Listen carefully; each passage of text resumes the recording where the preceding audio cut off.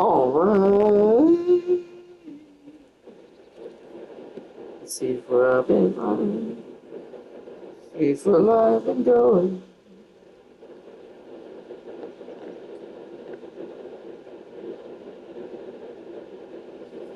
Yeah. Good.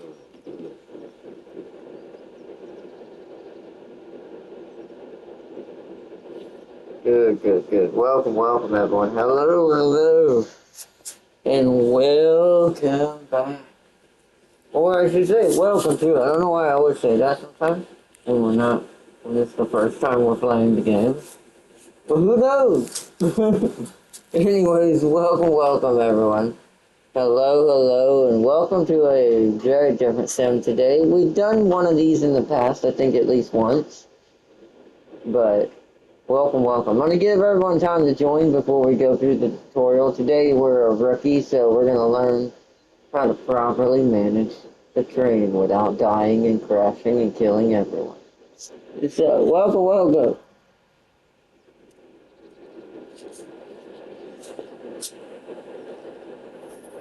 Technically, when you derail in this game, all it does is just restart you. But, you can think of, in real life, it's been much more terrible. Yeah,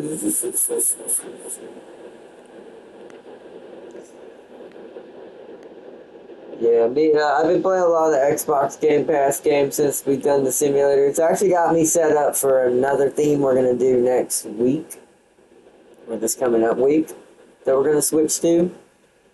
So will give us some little bit of different things to do. I think we're going to go full like maybe city building week this next week. Maybe survival a little bit in there. I have to see which one kind of allures me first. Or shooter. Whichever one I end up kind of going towards more is what we'll end up doing.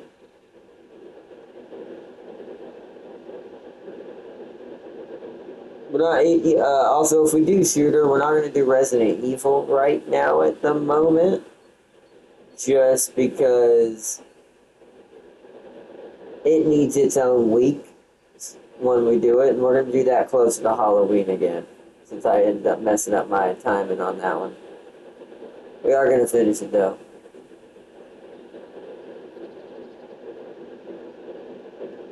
But welcome everyone to Dragon Sound. Give everyone time to join. This game actually does look pretty good.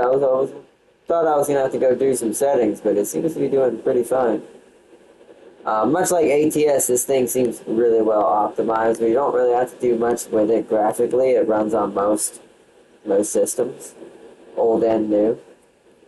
But I was prepared to pull magic tricks out of my hat that I learned from Tam King inadvertently when he was trying to help me do something else that actually would help us run this a little bit more. Can we go this way?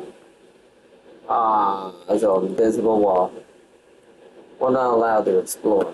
Conductors have to be near trains. We're not allowed to go near fountains.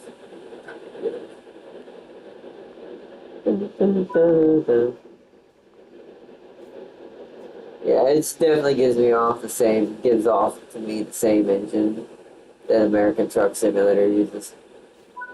It's the same company. I don't know if that's Dovetail. I don't think it is.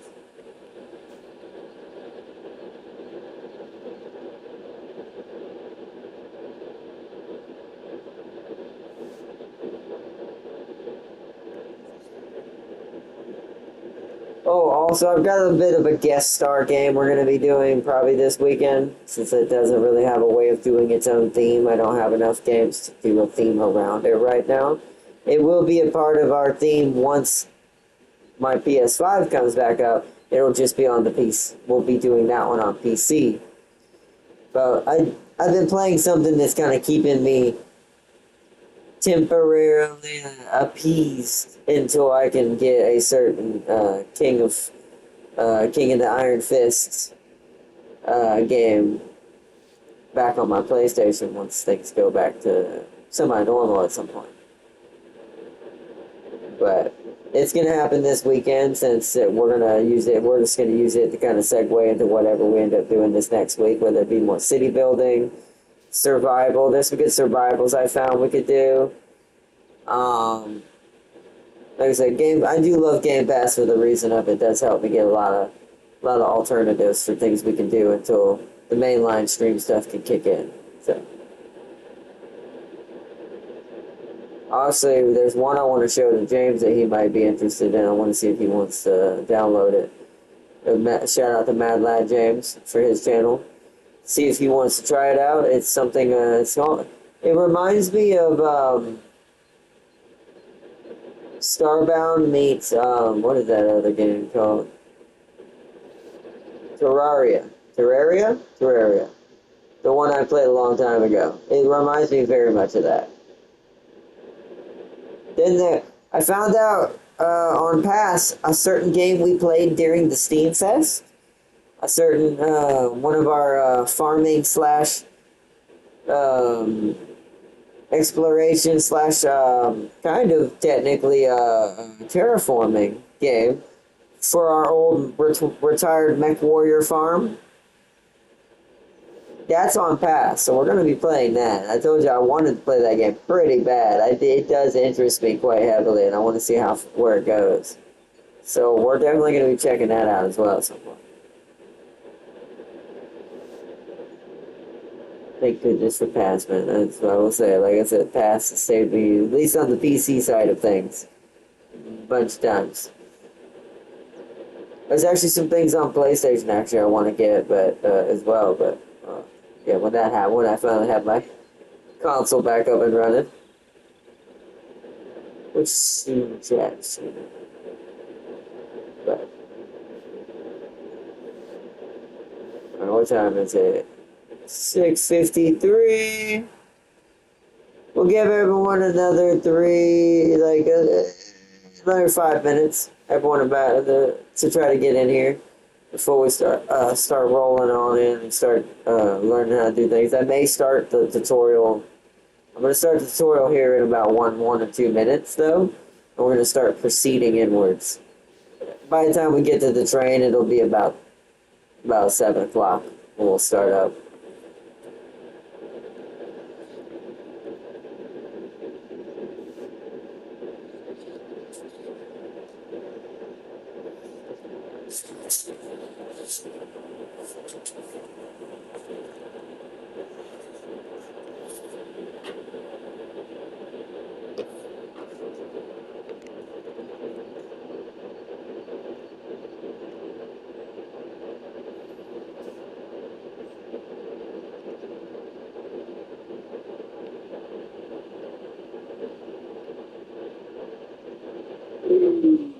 Alright, let's start moving.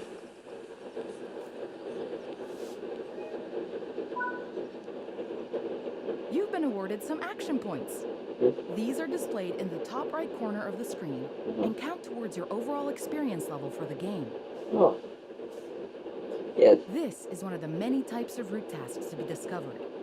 Keep an eye out for many more types and styles of route tasks, which can involve placing, collecting, or fixing a variety of things. Okay. Head into the main building, and you'll continue your induction there. Didn't expect to be outside the train that much. I figured most of it was in train. Alright, into the training center. Well, training center is a little laggy. Sir, how you doing? You good? Okay, good. Press Y button to get. Alright, let's sit down. You can pause Train Sim World at any point to review objectives and a lot of other information. I did. What's happening at the moment. Try it now, and then return to the game after you've had a look around. Now that we've covered some of the basics of moving around and interacting with the environment, let's take a walk through the building and find the trains. Alright. I'm gonna have to turn the resolution down a bit. Oh wow. I don't want it though. That's 9 seconds. This is Central Square. From here you can explore the main training center depot and surrounding yards. Okay.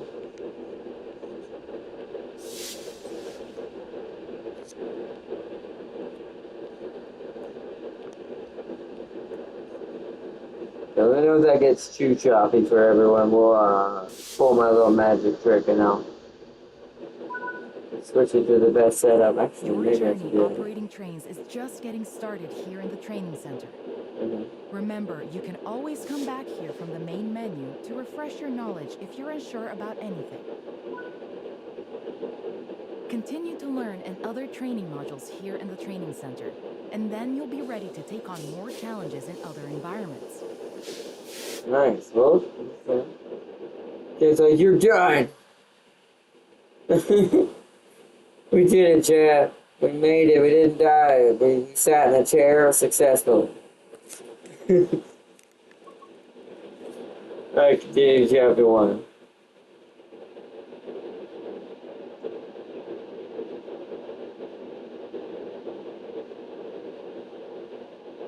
Screen elements. At least I will say the tutorial was very detailed, which is good, because this kind of game probably needs that. This module will cover the on-screen overlay, known as the heads-up display or HUD, that is shown when you are in control of a train. Okay. Climb up the ladder into the train and then sit in the indicated seat. Alright, where do you want to go? That makes sense, because we're going this way with the train. I'm on my way, train. Step up. Oh, nice. Oh my god. Forgot how detailed this game is. Sit in the driver's seat. Oh wow. Welcome to the most important seat in the train. While sitting here, you'll be in full control. Before you think about moving the train, though, let's look at the HUD overlay that's appeared on the bottom right. Uh-huh. The heads-up display is a guide to what your train is doing. The main part of the HUD is the speed display. A white bar will appear around the outside to show your current speed, and the red mark indicates your maximum permitted speed.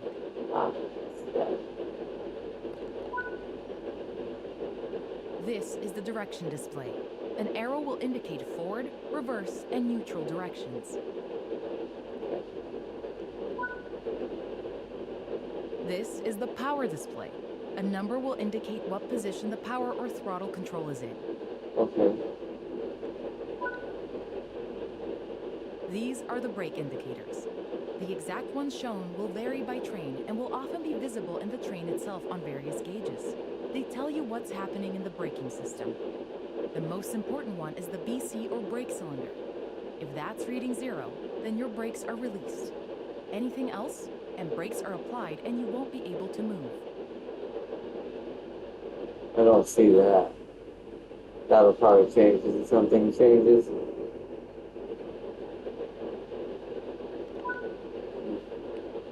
Every train can have small variations in the HUD unique to the way it works, but they will mostly look the same. As you learn to control new trains, study the HUD and learn how it helps you operate it. Okay. If you want to see this again, you can rerun this training module at any time. Gotcha. That was easy, so I assume now we gotta start learning how to actually use the train stuff. Okay. More it's going.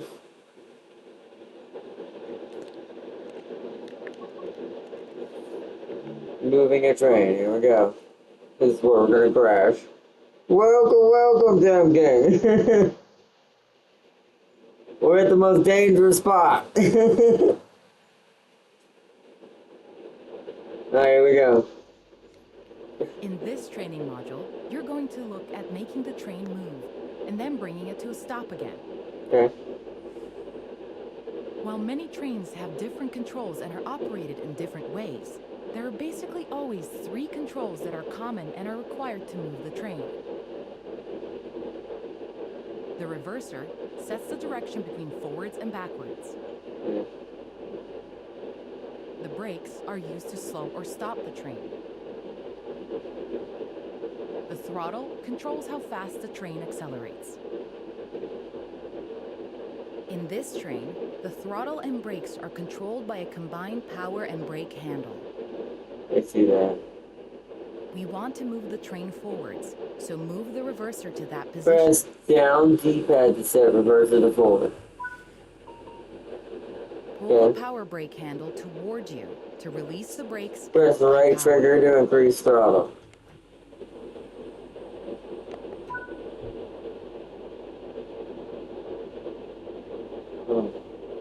We're moving.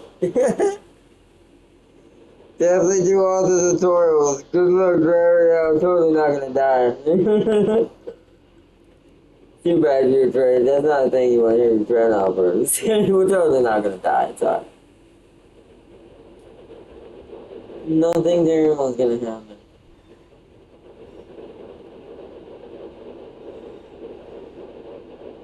We gotta reach. Oh, it wants me to get a little faster, so we'll go up a little bit. Now that you've reached your target speed, you can move the throttle control back to 0. The train will then coast on level ground, and the train will only slow down very gradually. Okay.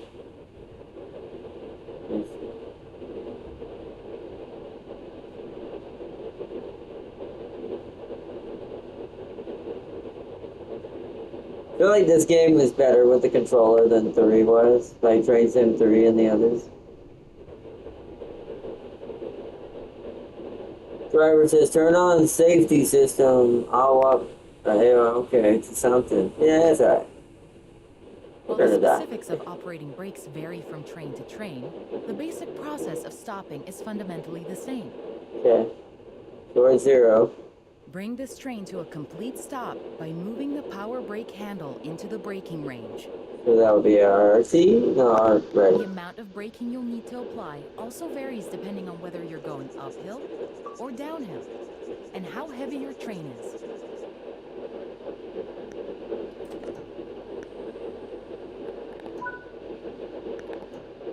Stopping a train is one of the biggest challenges of controlling them, particularly stopping them in the right place.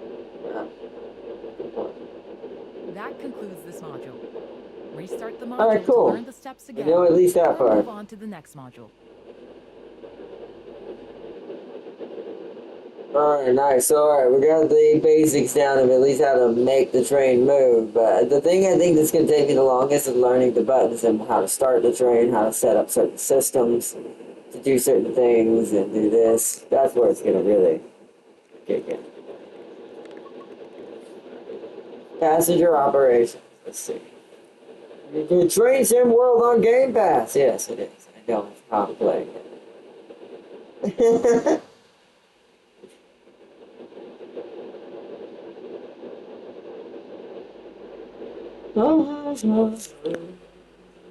This is a very beautiful game. You'll be learning basic passenger operations in a BR Class 323 electrical multiple unit. Okay. When you are ready, climb aboard. No, man, I'm ready. In the driver's position. Oh. Alright. I did it automatically, okay. Control desk, insert the master key.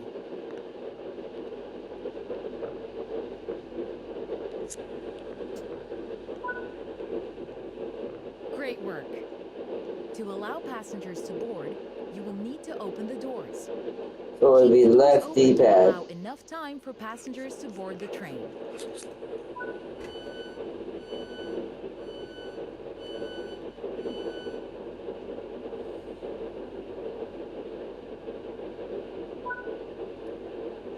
Now that the passengers have boarded the train, close the doors.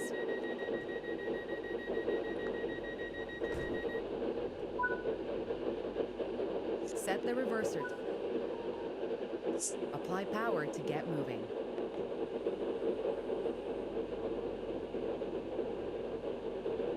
You got enough? Oh, no. Oh, what the? Oh! Yellow means negative. Roger. Roger, roger. This train has a combined brake and throttle handle. Apply a small amount of brake. You can keep the guide that will help us. That will help us when starting up a train. But some missions will disable it. External camera helps a lot when stopping at a platform in the correct spot. I don't know what button that is. That taught me how to do that. To do the external camera. Alright, let's speed up, I assume. We gotta stop at Metro. It's 600 meters away. Alright, here we go. We actually could go real fast, so let's go to 3.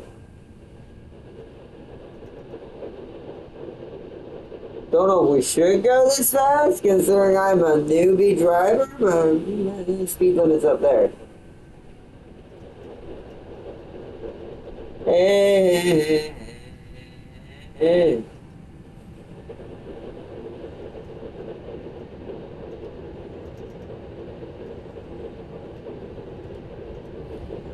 And stop is coming up pretty fast, so we're gonna slow her down. Oh, we're gonna slow her down a lot. Yeah, I figured I was going a little too fast.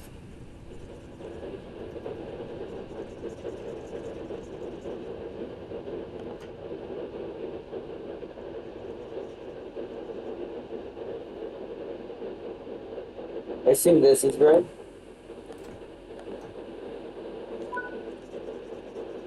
Good work. All right. This time, open the doors on the opposite side.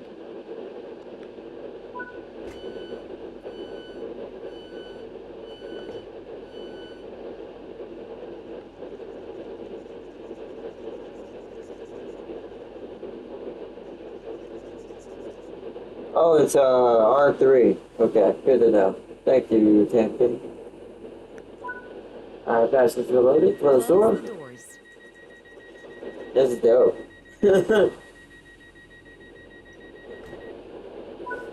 Alright. Reach the next destination unguided. Roger.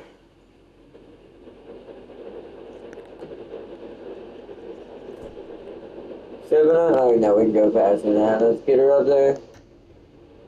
What's max speed? 4. Let's do it. People are like, uh-oh.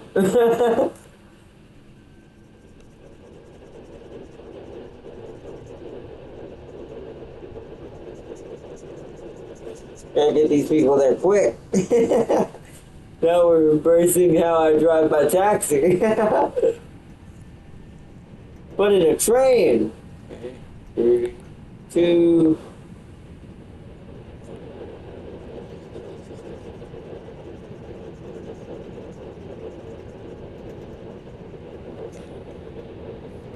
One. Because we're gonna get up there pretty quick. 0. And now let's start stopping.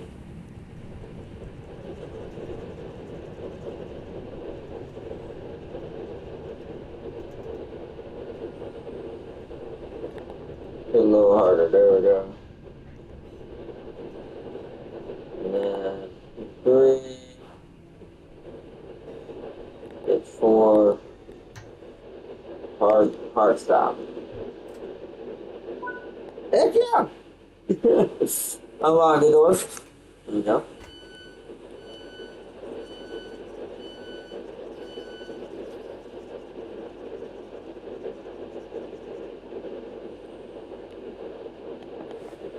Lock doors. Uh-oh. I don't know what that's for. Oh well, it's fine.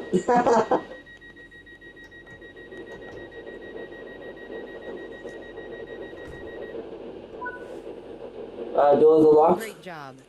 That concludes training on passenger operations.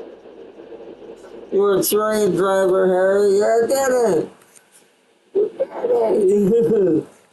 That was actually pretty cool. We actually did. That was pretty smooth. Smoother than I thought I'd do on the first try. Changing ends. This is where I think it's gonna get rough. All right. Graduate. So I think that's just me changing tracks. You will be learning how to change driving Oh, ends yeah. of the train.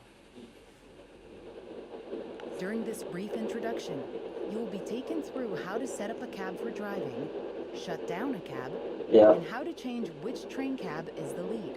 Yeah, that's what I thought. This is what it's gonna be about. Firstly, we need to set up this cab for driving. Roger. So, yeah, master key. I don't know what what is the control button for this? Like, control W. What's the, like, what's the shortcut on control for master key? Or do you always have to click it, like, look at it?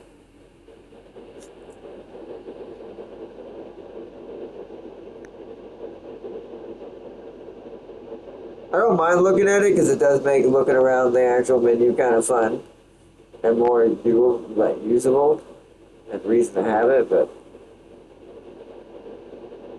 driving is here. I don't know. I always look at it. That's fine. That's what I'll do then. It may not have one. All right, master keys on. The reverser Reverser has to be in forward. Apply some power to get moving.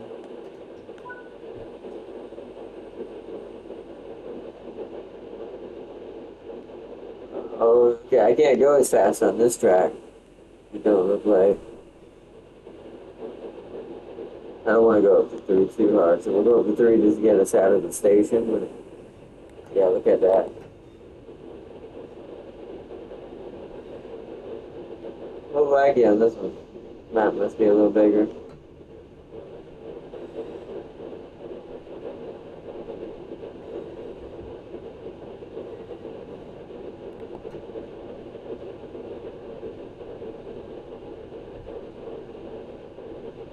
Get a little closer than that. Come on. Come on, train. Right there. I'll leave it right there. That seems good.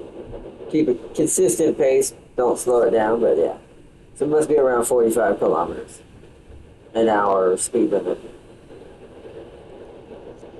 I only use the controller for brakes and power. The doors around. Oh, so you look at the cab. So you don't even use the D-pad to open the doors. You look at the buttons over here. I see. Okay. Which door is which? What are you looking at? That left, top, right, bottom. It's kind of weird they have them up and down instead of left and right. Oh, we got our stop coming up.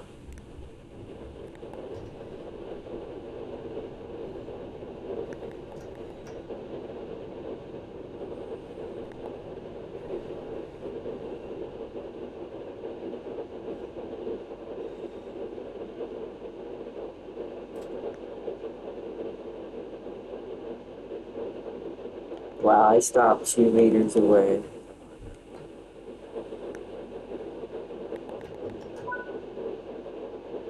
When ready, apply a small amount of braking force to gently bring this train to a stop.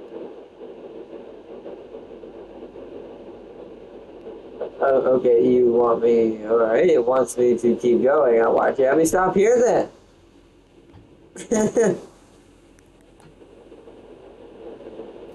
Like, what was the point of that? I don't want to go too fast because we're going to be going right up here.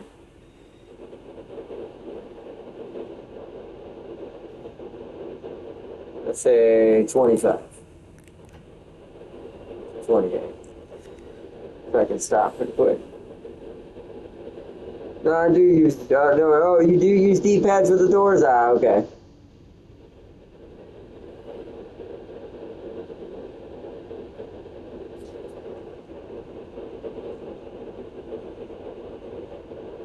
Well, wait till I get like 10 meters before I hit the brake. Okay. Right there.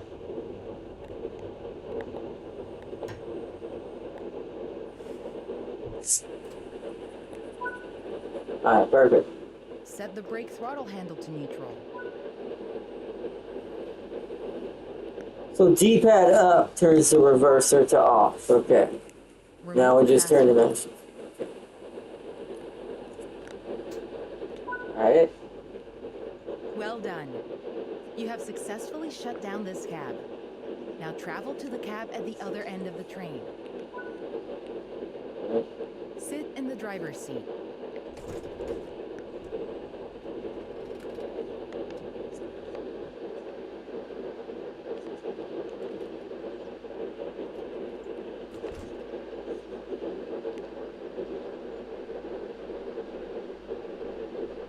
Nice. This tutorial, I do like this tutorial. It is very in-depth. It teaches you quite a lot.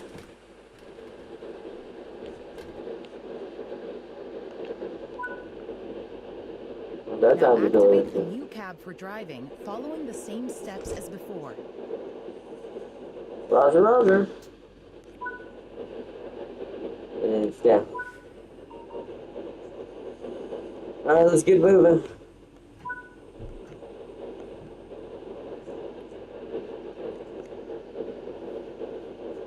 Well done. You now know how to change ends in a train. That concludes Nice. this training module. Careful if you use emergency on some trains, it can be a pain in the ass to get them going again. In most cases, putting the reverser into neutral and releasing the brake pressure will reset it. Oh, okay. Wait, what do you mean by emergency? Is that what I'm doing when I'm holding down past 4? Or is that a different button to do emergency? Changing paths. Okay, yeah, now we gotta learn how to switch rails.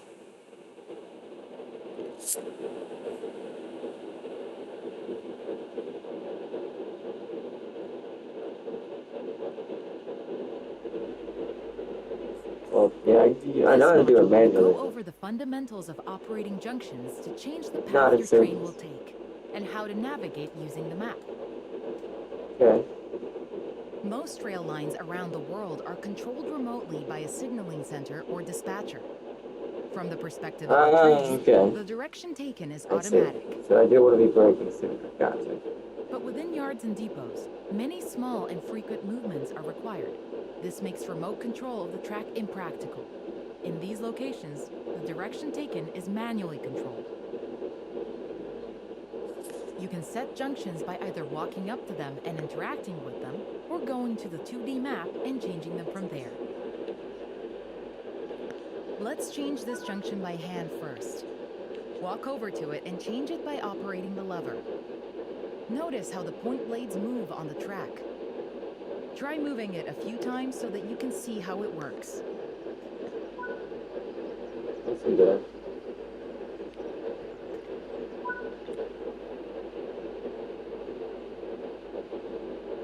Move the lever and change the path one more time. Let's head over to the train, and then we can look at the map.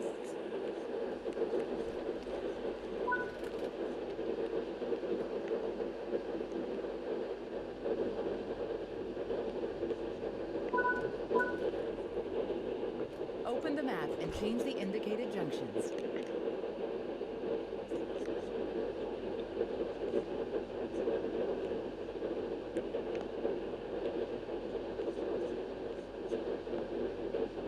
Okay.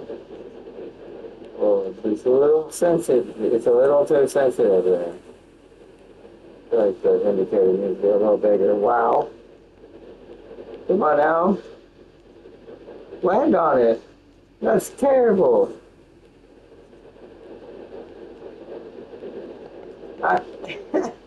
There we go.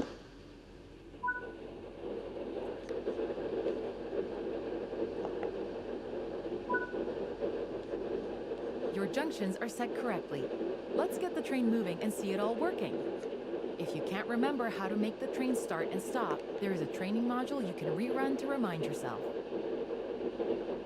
Yeah, I zoomed in as far as it would let me. It was like, the reverser to that position. maybe they should make that a little less sensitive. I can probably customize that and turn that down a little bit, make it a little less pain in the butt. But anyway, for now, we'll keep moving. So let's go. We need to get moving, apparently. Reach at least 25? Yeah, 25 kph. Yeah, okay.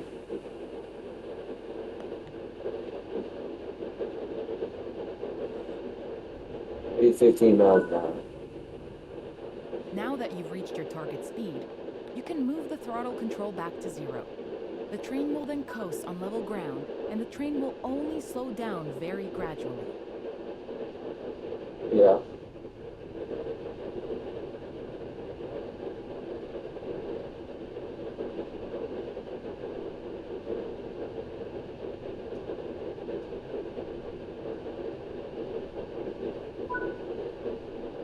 Bring this train to a complete stop by moving the power brake handle into the braking range. Oh no. That one might be, yeah. That one might be emergency. So 3 is normal braking. 4 is emergency in general. Are manual, so you can go anywhere you wish using the map and by changing junctions manually. If you want to practice, go to Explore on Foot in the training center. You'll find trains dotted around, and you can practice driving them and moving them around the yard. Don't forget, you can always rerun this training module later if you can't remember any of what's been covered. Well, I know how to do the basics. It's fun. I know how to do it. I just gotta be careful when bringing up that menu sometimes. You gotta do it fast. You gotta be quick and concise. The class 323 is almost level 3 now. Diesel train! Finally. We're gonna get into cargo, I assume? Or is this just a diesel passenger? It's common. If you're doing a passenger trip, you don't need to set junctions.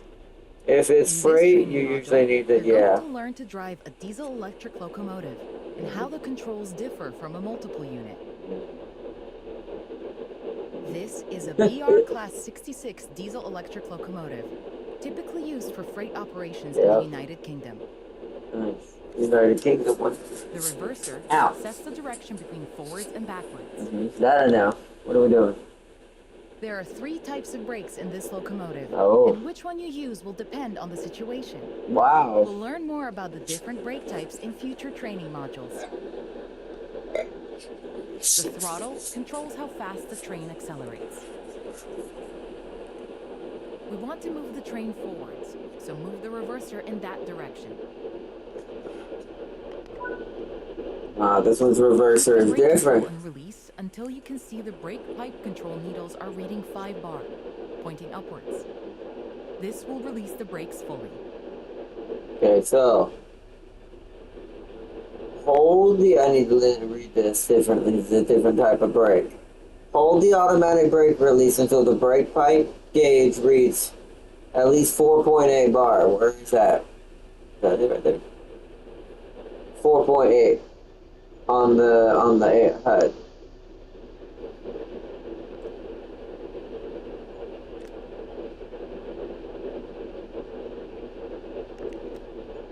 Wait, 4.8? That should be right there. Oh, 1. Watch the brake cylinder, Do it on. AC gauge. Apply some throttle to get the train moving. Roger, roger. As you apply power, notice the amp bar rising. This is the amount of power being fed into the traction motors. What is the info?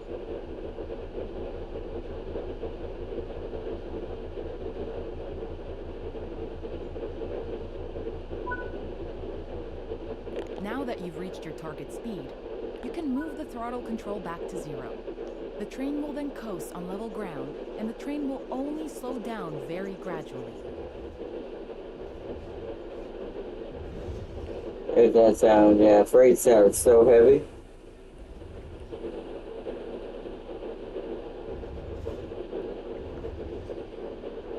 Yeah, the sound in the diesels is awesome. So which one is the amp? Brakes in this assume locomotive are it's- lapped. Rather than directly selecting the brake force with a handle, you use the brake control to add or release braking force. Braking Okay. force will be held until you release it, as you did before setting off.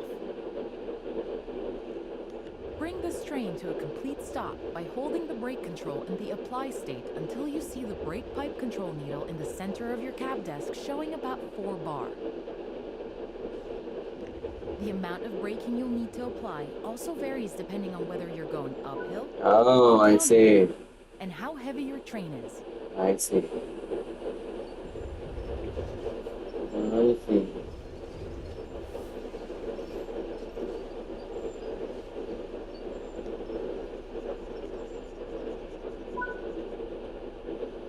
Stopping a train is one of the biggest challenges of controlling them, particularly stopping them in the right place. Yeah. That concludes this module. Restart the module to learn the steps again, or move on to the next So module. this one's gonna take me a minute to get used to. I like that though. That was a little bit more detailed and harder to control, and that feels more realistic towards what a diesel was like. I forgot it's about pressure for that one. Nice. Coupling and uncoupling. relationship advice and friendship.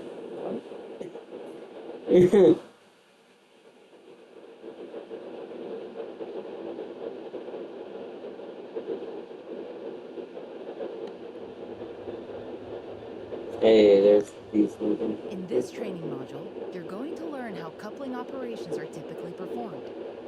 Coupling and uncoupling is important both for freight and passenger operations. Different regions and trains have different methods of coupling, but the fundamentals always remain the same. You'll be operating a BR Class 66 locomotive and coupling and uncoupling to mineral wagons, which are typically used for transporting coal, ores, and other mining products. Roger. This locomotive can couple with either Buckeye or Hook type couplers. That's because I don't know what it is You yet. should inspect them and ensure that they're in the correct position. Attempting to couple when couplers are in the incorrect position can cause damage or derailment. That's great. That's what you want. So, set the coupler type to hook.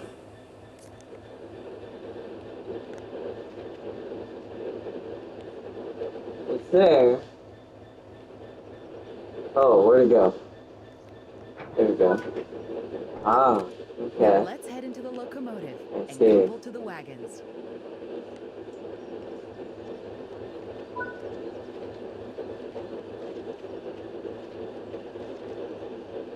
Oh, there's no seat. Ah, there's no door on this side. Ah, okay.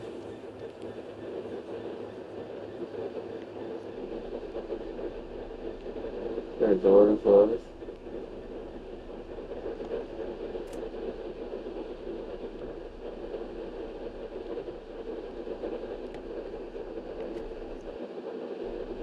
Okay. You'll be backing up to the wagons. So press, which I'm probably going to cheat and use the third person on this.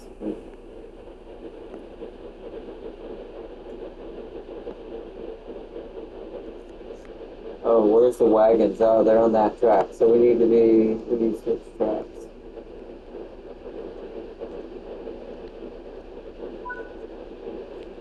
Okay. Keep the brake control and release until you can see the brake pipe control needles are reading 5 bar, pointing upwards. Yeah. This will release the brakes fully. Gotcha. Alright, let's release the brakes. Watch the brake cylinder, or BC gauge, to see it gradually reduce to 0, which tells you that the brakes are now fully released and you can move the train. Apply some throttle to get the train moving. Reverse. The external camera provides improved visibility When in you know, reversing. you tell me. Oh, it's. Whoa, this is where it's gonna lag because I need to stay zoomed in. So I'm looking at a lot, rendering a lot at once.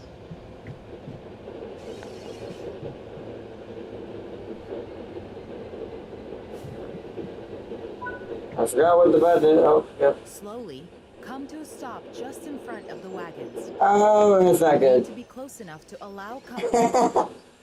Ideally, the buffers should be touching. That went way too fast. Couple the wagons to the locomotive. You can either do this on foot or use the external camera. No, it's terrible.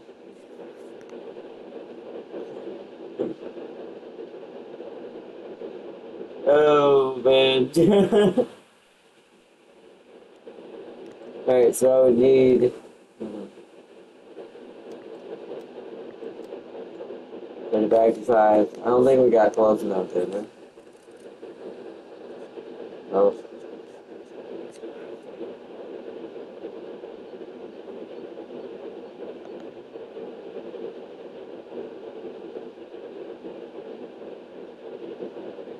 Oh, I guess it's close enough.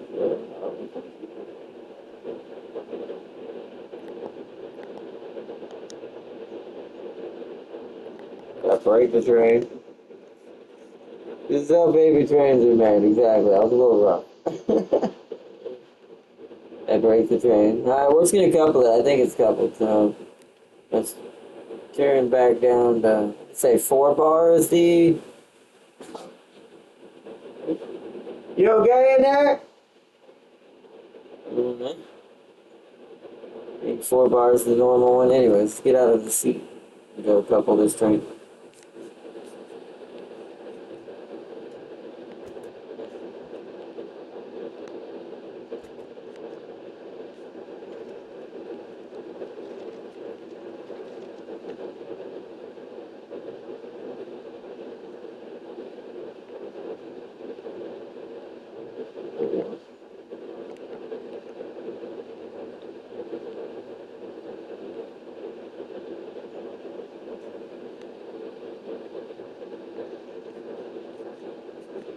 Oh, what did that say? What did that?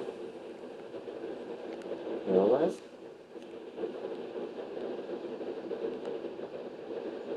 Oh. Ah. That's not it. Did I screw up? What's going on? What does it want me to look at that I gotta figure out? It won't let me move the train though. Did I screw up something? Like the train won't move. What am I doing wrong? Now is where the problems kick in.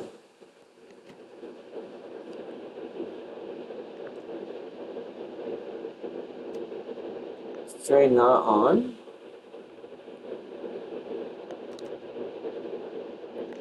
Yeah, the train's not moving. It sounds like it's not on.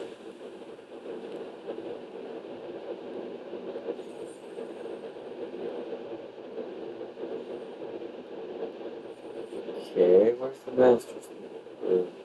Where's the master key at?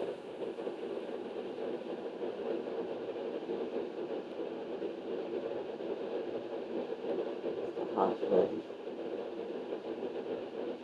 Okay.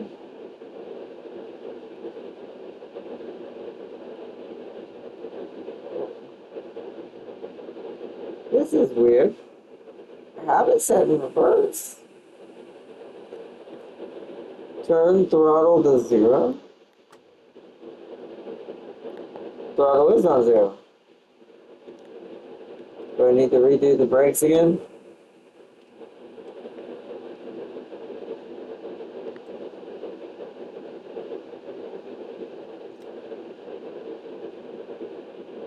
Now what?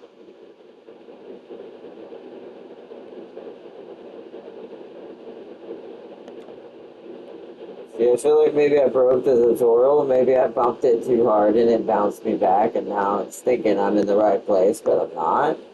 I don't know. Yeah, there's no power. Why?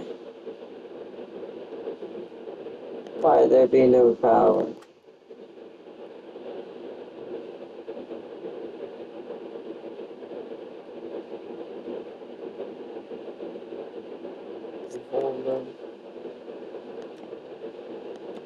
No, nothing's happening.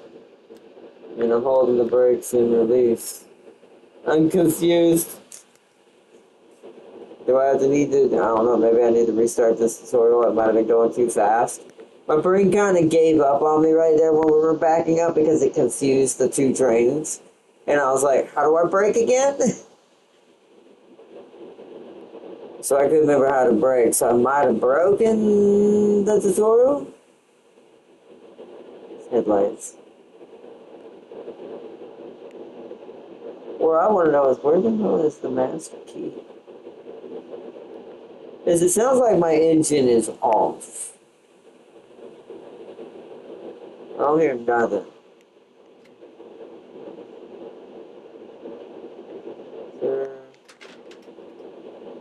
This is insanity.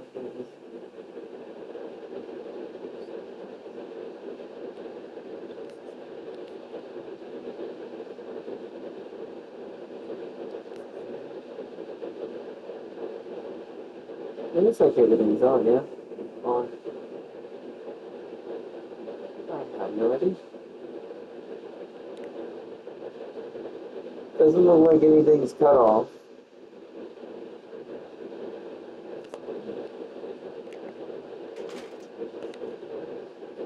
The switches under the reverser make sure they're on. Okay, let me look.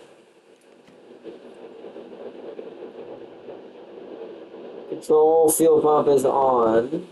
Generator is on. Engine, oh, so there's the engine switch. Engine is on.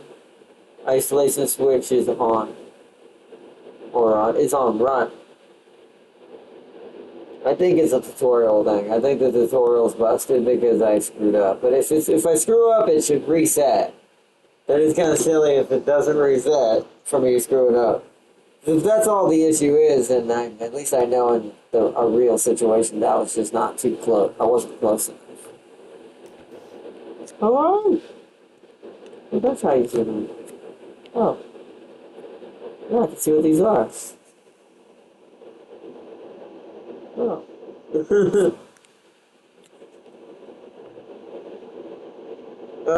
I think it broke when you hit the train. Alright, let's see if I can restart.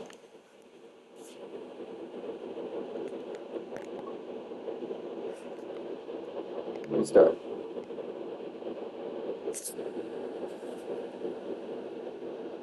Well, at least I now know kind of what it is. I'm gonna have to not go as fast. We'll keep it at like 10 since we're like right there at the cars.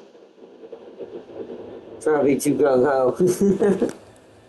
In this training, Alright, here we go. you learn how coupling operations are typically performed. Coupling and uncoupling is important both for freight and passenger operations. Different regions and trains have different methods of coupling, but the fundamentals always remain the same. You'll be operating a BR Class 66 locomotive and coupling and uncoupling to mineral wagons, which are typically used for transporting coal, ores, and other mining products. This locomotive can couple with either Buckeye or Hook type couplers. Before you couple, you should inspect them and ensure that they're in the correct position. Attempting to couple when couplers are in the incorrect position can cause damage or derailment.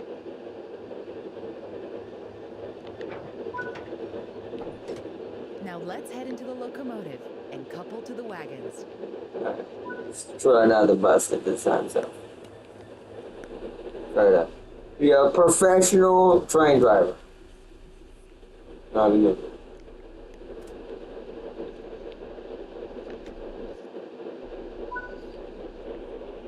You'll be backing up to the wagons, so set the reverser to the reverse position.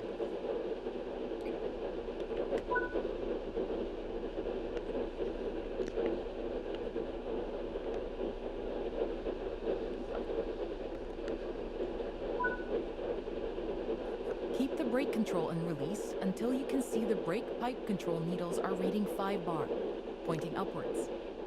This will release the brake. Watch the brake cylinder, or BC gauge, to see it gradually reduce to 0, which tells you that the brakes are now fully released and you can move the train.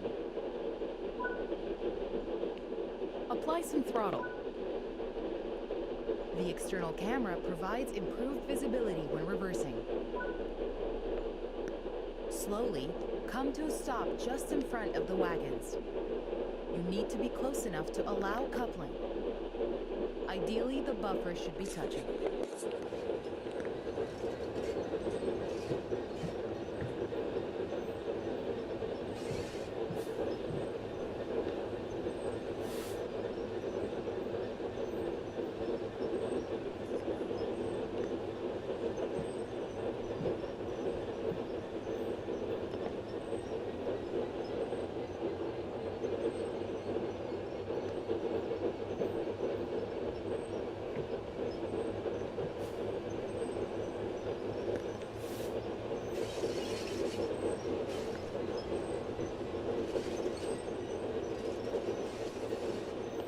Oh.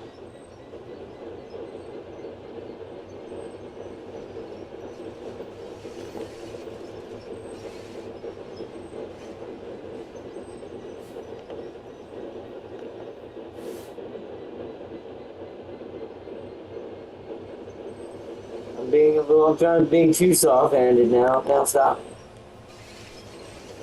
No, don't bump it. Oh, okay. At least I got it. I bumped it gently. You can either do this on foot or use the external camera. Okay. We can use the external camera, that's cool. I'll do it on foot for this one, but let's drop it. Yeah, it's automatically down. Okay. I did it right that time, Jack.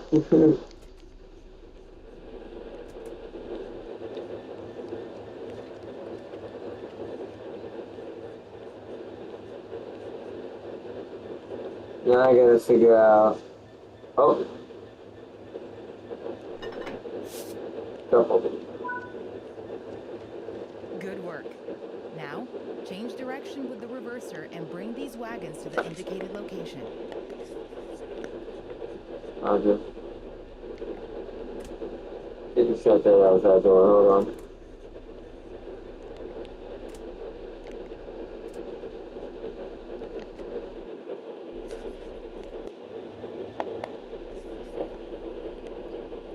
What do you want? You want, oh, reverse it and forward.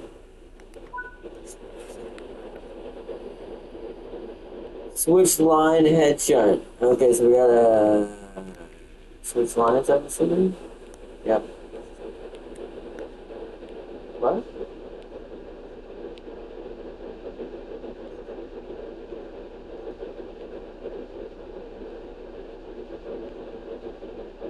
Oh, it just wants me to stop. Yeah. Wants me to go up there and then switch to the other side. Roger.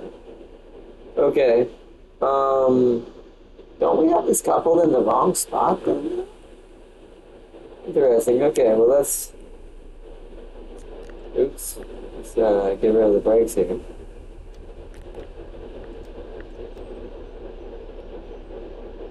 You learn how to use this one. Do you have the UI on minimal? It should show brake pressure and amps. Oh, is that a thing? Hold on, let's stop it real quick then. Hold on. Whoa, that's freaky sounding. That's what that sounds like.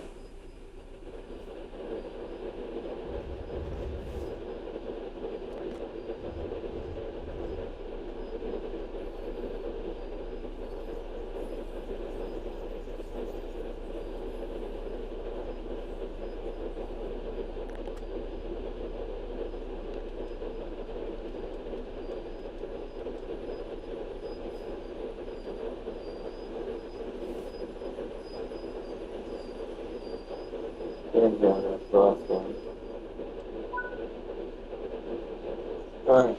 Set the indicated junction so that you can reverse into siding. Into the siding. Okay. First, let's see what Tan King's talking about. That would be very helpful if there was a better setting for that. What would that be under?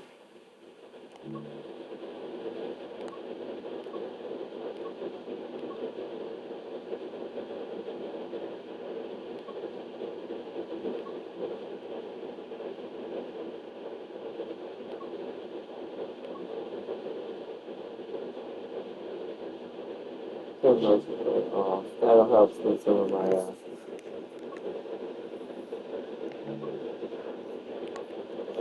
some of the viewing. Some of the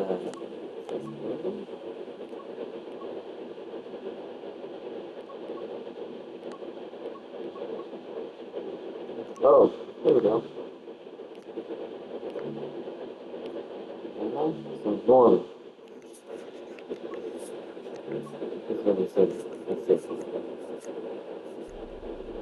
Ah, that would be a lot better.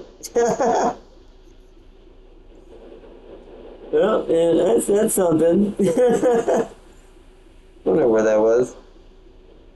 Alright, let's, what are we doing now? Set indicated, oh. So now we need to go the other way. Okay, gotcha. Switch line track, stop at location. Okay, so now we gotta stop at that location.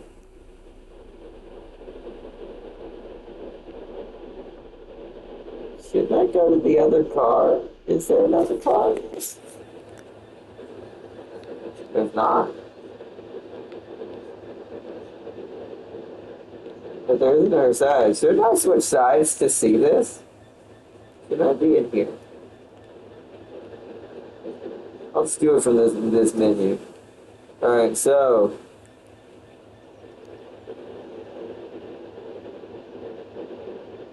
okay, brake pressure to 5, right?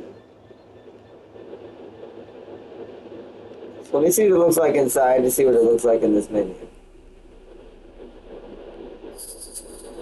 So BC. Hold on, let me look at which one of these need. ER 4.9.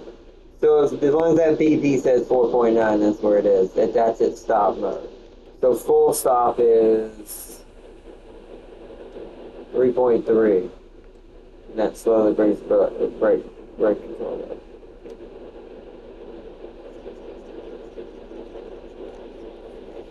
Okay, so that's alright, cool. I need to know that while I do this, I don't run us over, get us run over. So we're gonna have to go in the reverse. Let's begin.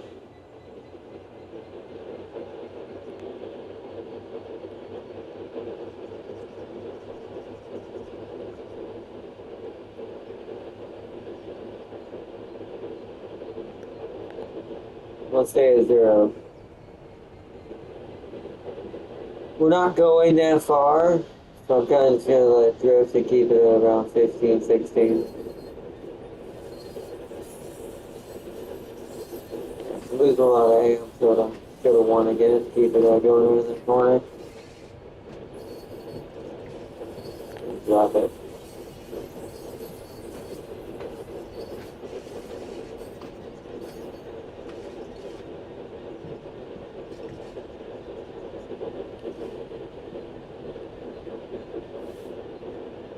I wonder if it wants the front car or back car to stay here. I think it just wants me to stop in general in this. So let's start applying that brake. All the way down to the point thing.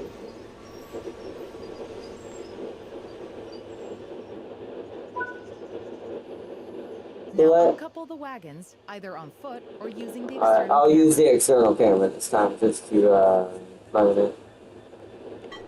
So. Change direction with the reverser and come to a stop in the indicated siding. Okay. Get to 4.9. If the PC gets to 0. Put it on 1, start moving.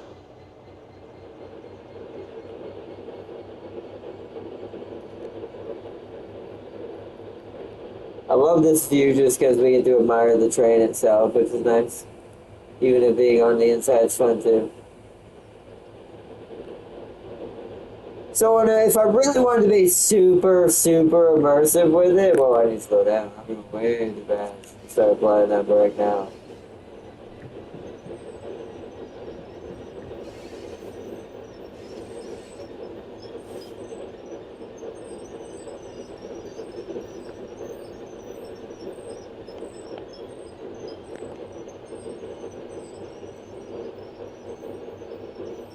I got a little heavy-handed. At least I'm learning how good the brakes really are.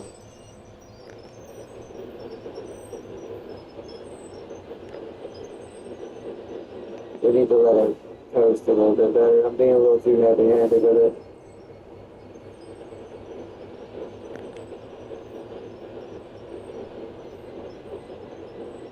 No, we can start stopping.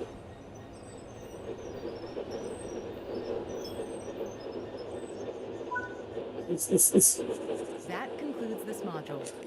Remember, this process might differ slightly depending on the region and rolling stock.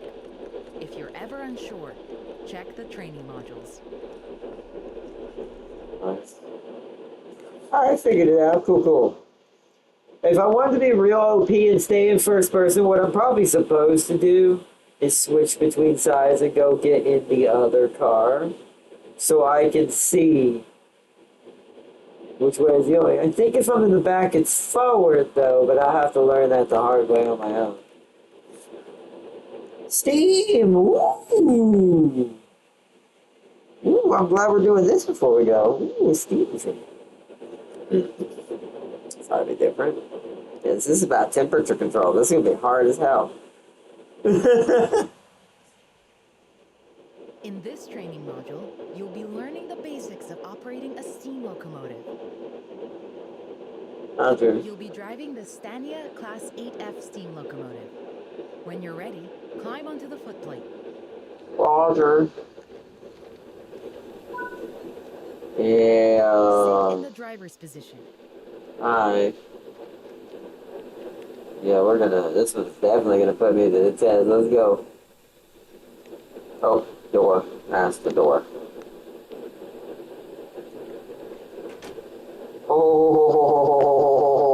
Oh, okay.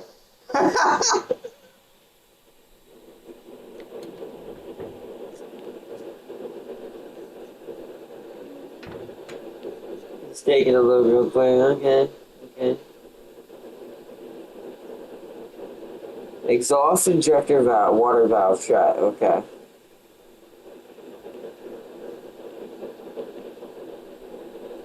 Live injector water valve shut. Oh, goodness. All right. Let's prepare the locomotive for departure. Set the reverser to full forward position. So that part is the All same. available power when setting off. Oh, okay. Here. This Oh, locomotive has a combination brake that no. controls both steam and vacuum brakes. Steam brakes will apply on just the locomotive. Vacuum brakes will apply to the rest of the train, so long as it's equipped with vacuum brakes. Ah.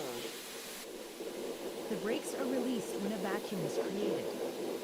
The driver can use the brake handle to destroy the vacuum, which will start to apply the brakes. To create a vacuum, you should use the ejectors. Oh, I have to look at this. Roger. Oh, that's not the right one. I'm gonna break this train. Wait, small ejector. What is that? Smart ejector. Oh, there you are. There's the small ejector. The small ejector should be left open when the train is running. The large ejector can be used to more quickly increase the vacuum after coupling or heavy braking. Oh, Use okay. cylinder cocks to remove any water from the cylinders after the locomotive has been left standing. Water in the cylinders can damage the locomotive as it does not compress like steam. Yeah. Oh, that bumper. Okay.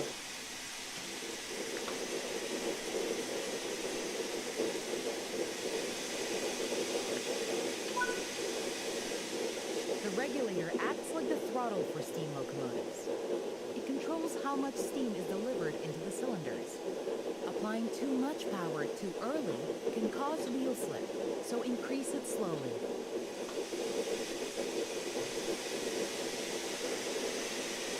Okay. Set regulator to 20%. Oh, that's too much. How do we get it back down? Oh, wow. Okay, there we go. Regulator jumped up a lot.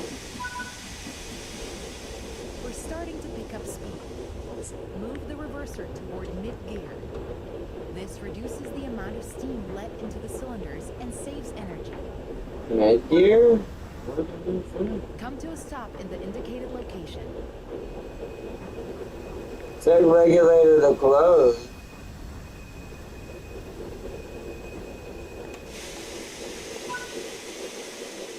Come to a stop in the indicated location. What the? Okay. I don't know what to do. Okay, why are we rolling backwards? I don't know what regulator is. I don't know. How do I set the regulator to closed? How do we stop? Oh, I need to. No. What are we doing?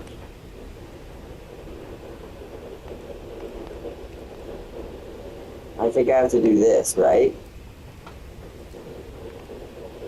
Come on. Get up there, get up there, get up there, get up there, get up there, get up there. That's it right there. It's slowing down. Oh, this is gonna take a minute.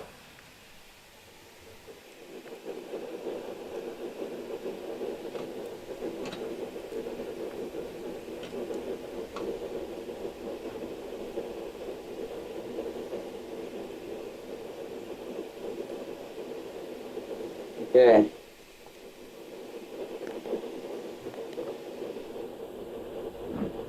Okay. Okay.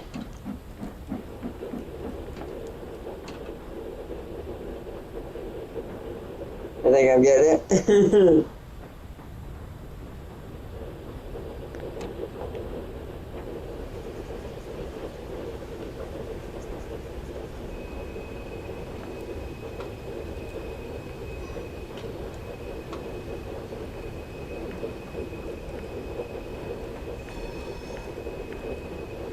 Mid-gear, there it is. Okay. Okay, steam trains are interesting. Now hit the horn. What's the horn? Oh, there we go.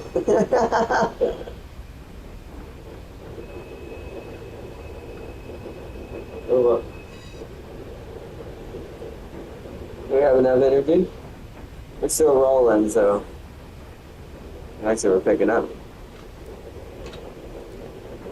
Oh no, close. And it's close. And then we're pressing this down here is what reverses us, and we gotta get up closer.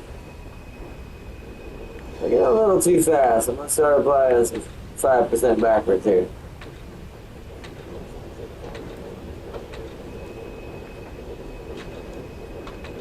Alright, now hardcore backwards. Hardcore. Use the combination brake to... Oh, okay.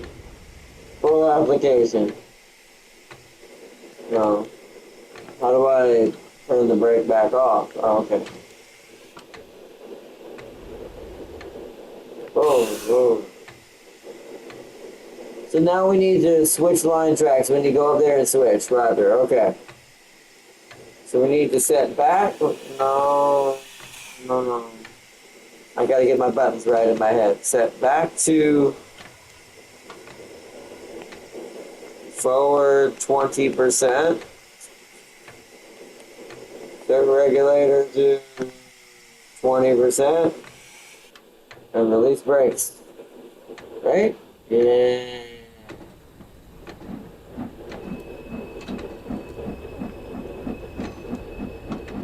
We're not going that far, so I'm going to close the regulator immediately.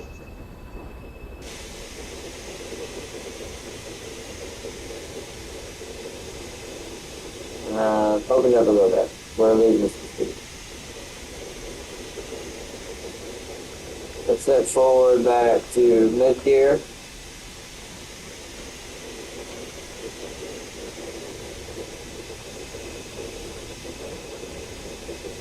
Steam trains are fun. They're very hard compared to the other two types, but very fun. We're at mid-gear. Alright, we can close the regulator.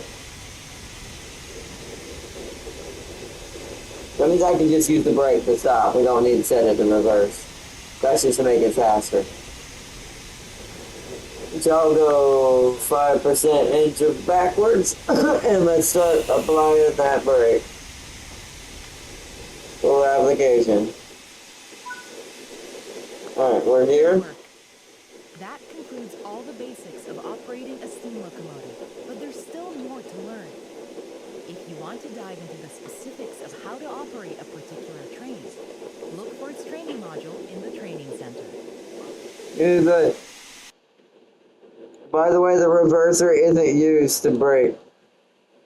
I kind of figured that when I realized. Oops. Well, the steam train was fun because I had to figure that out. And I figured, I was wondering what that bump in the track was, Seeley. I never realized you were there. You were just a speck of white in the middle of the track. Steam advanced operations.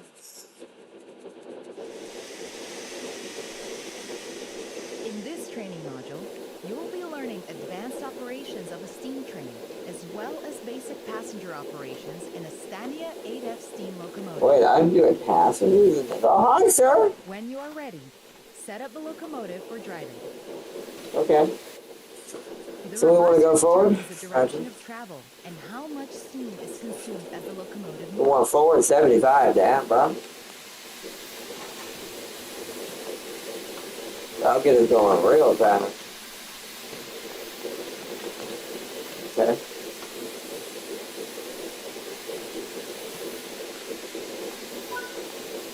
Alright, there we go. This locomotive has a combination brake that controls both steam and vacuum brakes. It's not steam train Vacuum brakes will certified. apply to the rest of the train, so long as it's equipped with vacuum brakes. Yes. To create a vacuum, you should use the ejectors. Oh yeah, right. The small ejector Small should be ejector open means- when the train is running. Let The me large check this ejector can be used to more quickly increase the vacuum after coupling or heavy braking. out. Roger.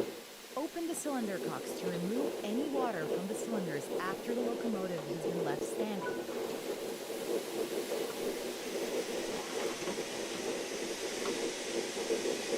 Competent brake means being released. The regulator acts like the throttle for steam locomotives. It controls how much steam is delivered into the Roger, I get that now. Slowly 100%. Roger.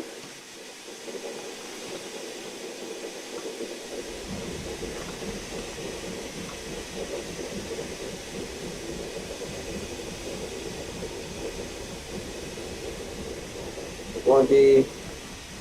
I'm gonna have a big load if we're just going this slow to get this started. Hold on. Really? Why are we going so slow? Oh. Okay. That's why. So again, it's going. It told me 20%. This does not seem like enough. I feel like I should have went to 25. Just to slightly get that going. Enjoying the view? I think I need more coal. That means your wheels are spinning. Yeah, blame the game. It told me 20%. Which, what are we doing now, actually, by the way? I'm gonna speed up. Shrink your game. Whoa, now we're going too fast. Whoa. That went up way too quick. 30. That seems good. Perfect.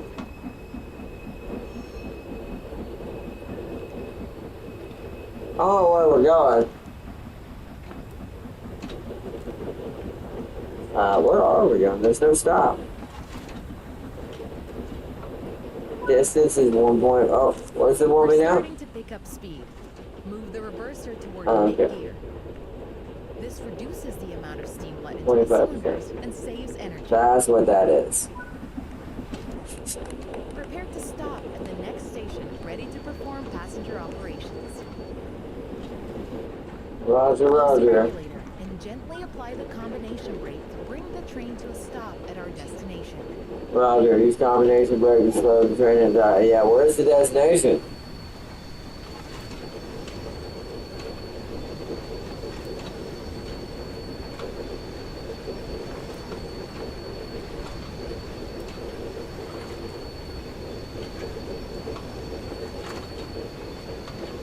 There's no station here, again.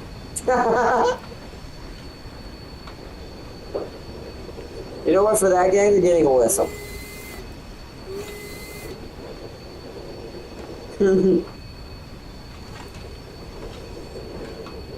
You pull in a lot of weight, it will spin for a bit until you get going, huh? So am I supposed to just stop anywhere, Tam King, or am I supposed to actually look for a station right now?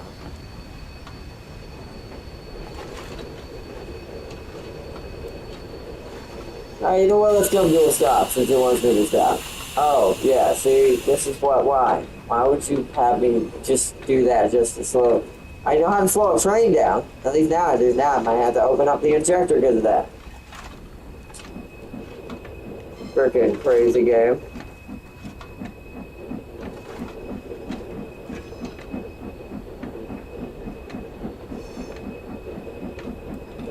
Now she's starting to chug. I love the sound of steam trains. I don't know what I like better, a diesel or a steam train when it comes to sound. Alright, close it.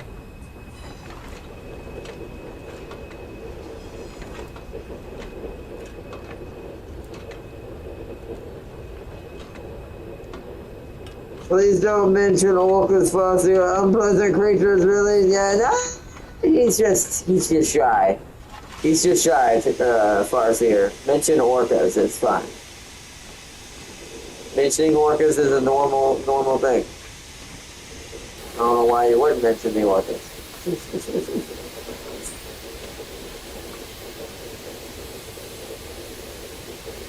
This is perfect.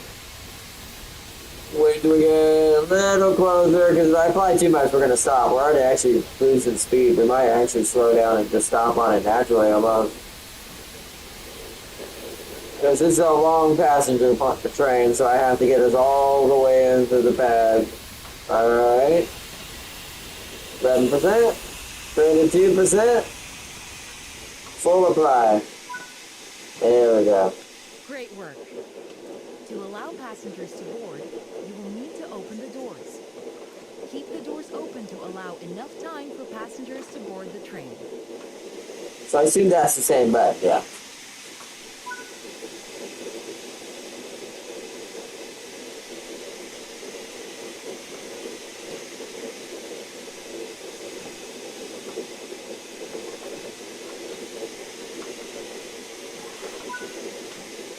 Loading passengers. Passengers have boarded the train. Close the doors. Now let's go to the next stop. Alright, wow, that's a long ways away. Release. Let's go 20%. Let's go, big guy. I'm gonna bring forward back to like 50%.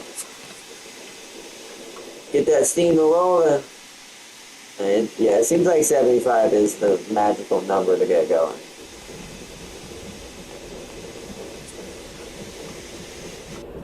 Maybe even 100. No, I'm gonna go, hold on. Oh, 75 is the max. Alright, so I'm gonna open her up some more. She needs more than that. She's spinning too much. We're not going that fast. I don't like that it does that. Right there, it's good. Our wheels are gonna spin until we get going. It doesn't like that I hit that speed limit marker while spinning forward, but it's like, it feels like I'm supposed to go a little faster just to get my wheels going, but okay. At least in the beginning. Definitely steam train, particularly at 100 miles an hour.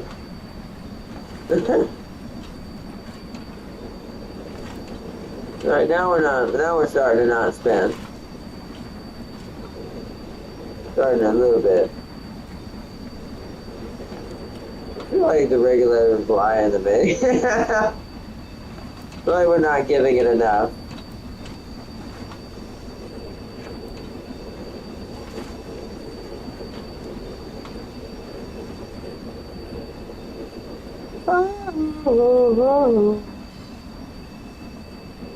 Did my vacuum drop too much? I wonder if that's what it is. I wonder if I need to increase the vacuum.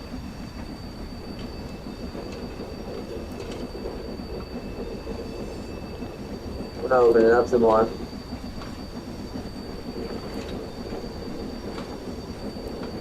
I feel like it did. Is this truly the speed limit?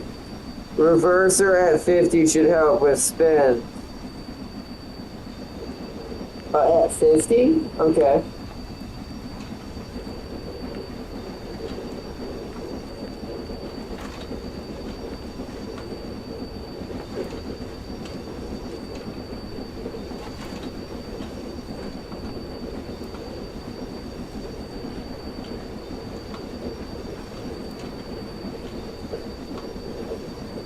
I was saying, we need high-speed trains. There's bullet trains in this game, I'm pretty sure.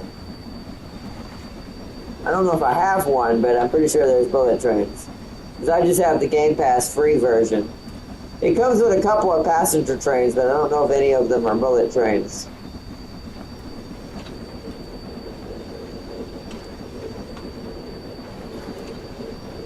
Yeah, it's still spinning. And I guess that's normal for just how heavy it is, I guess. I don't know.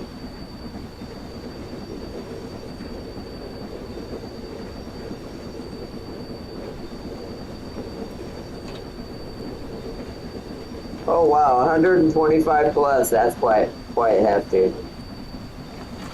That is quite hefty.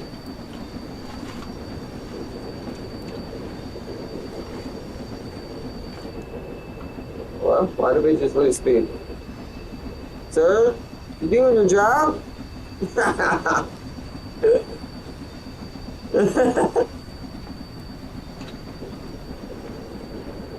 We're not spinning anymore. Thank God. Oh, okay. That's actually okay. That's the case. I need to turn that regulator right off. Or actually stop spinning. God, this thing's a heavy monster. I still like it lies. I feel like for me to properly actually get those wheels to stop spinning is to go a little harder into the paint there. All right, a little bit of brakes there.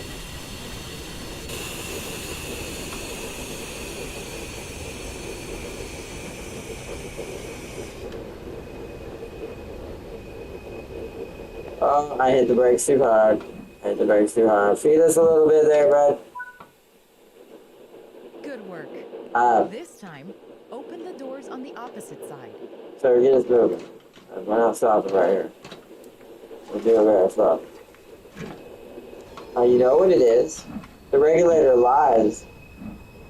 Look at how much that got me going right there. That was barely at 20%. It lies about how much you need to have it open. 15 seems to be a little bit better than 20 to let it get going. Let's get a little bit more into the stop. Regulator off. Alright, now apply the brakes to full stop. Okay, open right doors.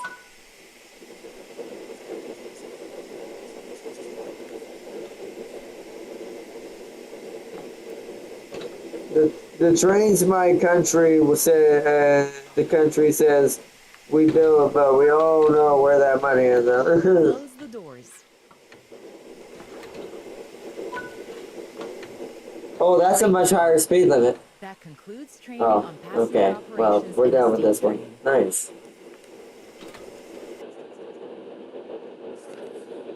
Nice. All right. We're learning. All right, steam refueling. Interesting. Okay. The big guy got all the cash. Yeah, probably.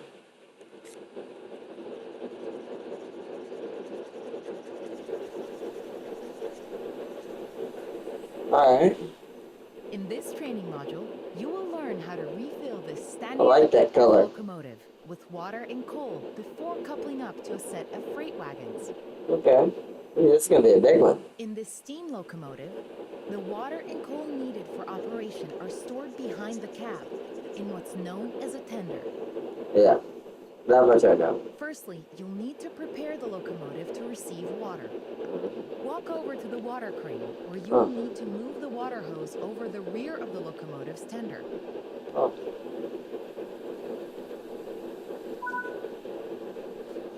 Ah. No, wait. How do I turn it? There we go. Now the hose is in position, climb up the tender and open the water hatch. Insert the hose into the tender tank once the water hatch is open.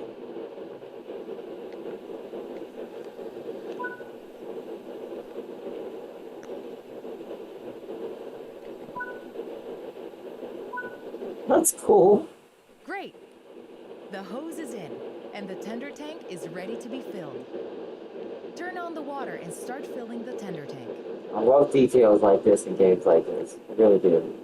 Open.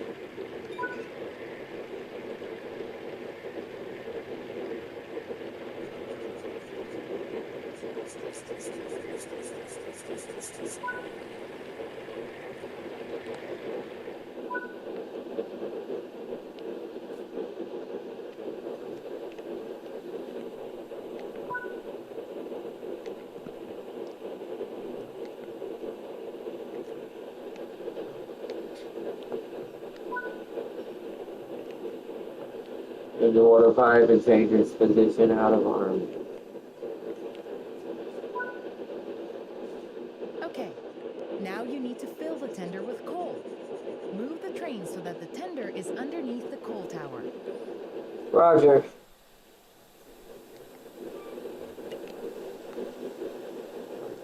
I'm gonna leave the door open for now because I need to get her under there. Okay, set it forward.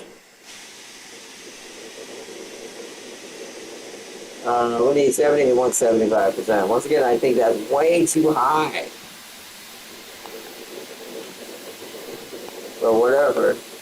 We'll follow the tutorial just so it'll do it. You can also hold that bumper to release the brakes. Yeah, I already know that. Set brakes to release. Alright, regulator. Let's open up the regulator to 15. Whoa, where? Let's close the regulator. Jesus.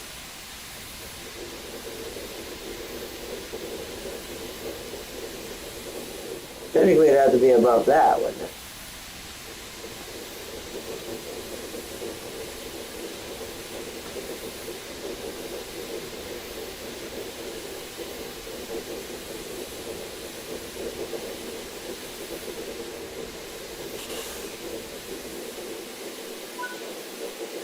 We there? Okay. We're there.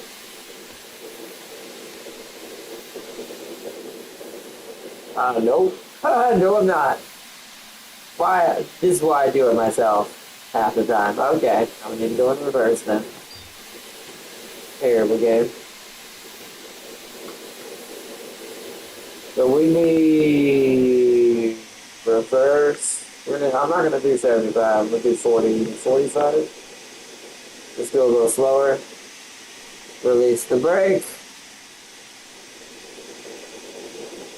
It's at about 10% power.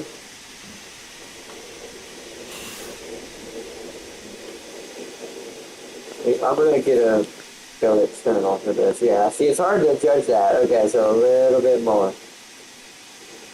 Release brake.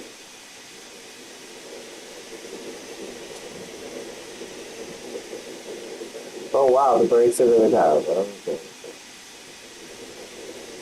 Stop. There we go.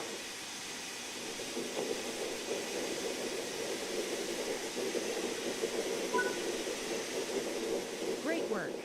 The locomotive is now fully cooled, watered, and ready. I filled mine with whiskey. Where's my Lego train at? It's not in here. This locomotive and wagons use a hook-type coupler.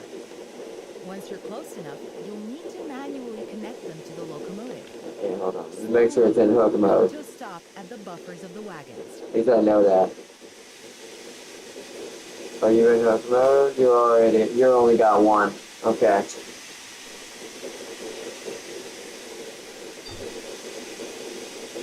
We're gonna go backwards, yep. Alright. 75%. Once full reverse. Release brakes.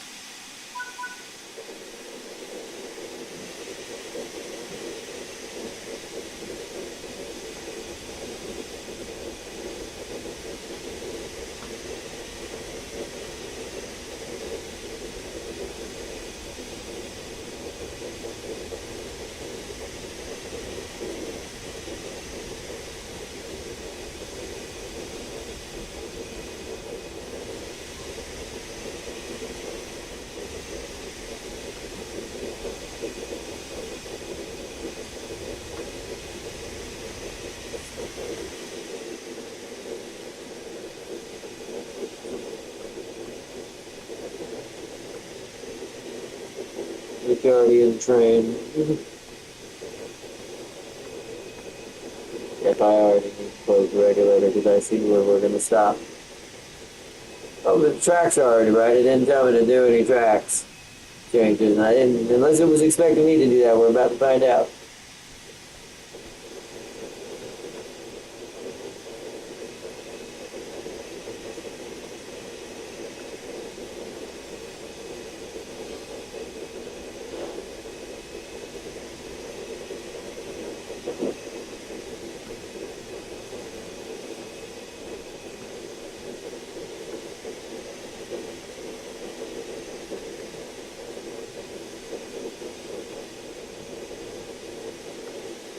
Oh, too much. Yeah, I get over it. I get freaked out.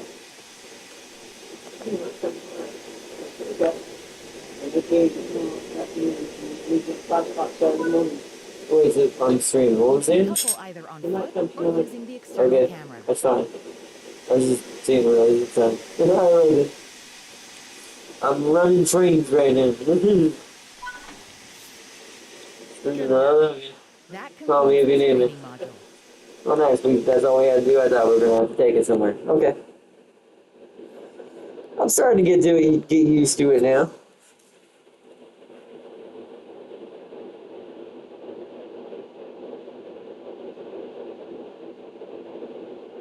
Starting to get used to it. Okay, so continue. Load last track point, replay module. I think we did most of it, it looks like. Oh no.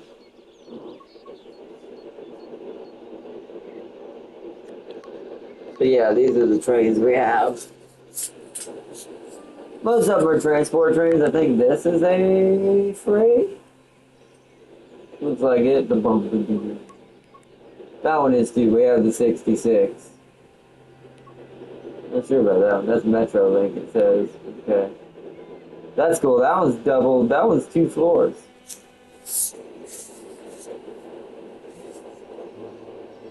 That's cool. The Hyundai Road. Motive Diesel, General Motors. That's a GM. Hitachi. That's probably closer to being a bullet train, I bet.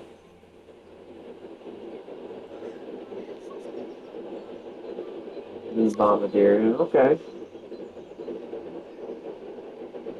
The class is probably the fastest. The class, oh yeah, probably. As far as like being speedy. Oh, there's lines here. Class 801 introduction. East Coast mainline route. What time is it? 8:25? Trying to think if we should do more tonight or we should wait and do another episode before it ends. I'll let y'all decide. What do y'all want to do? Do you want to do one more little trip, or do you think we've done enough for tonight? That was pretty good. I will say I did enjoy the tutorial already. That was better than the last tutorial for the last train sim I played. I think it was 3 or 2 that I played. I can't remember which one it was. The tutorial on that was a little bit not as great to me when it came to console and controls. But this one taught me a lot more about kind of how to run the train a little bit more efficiently.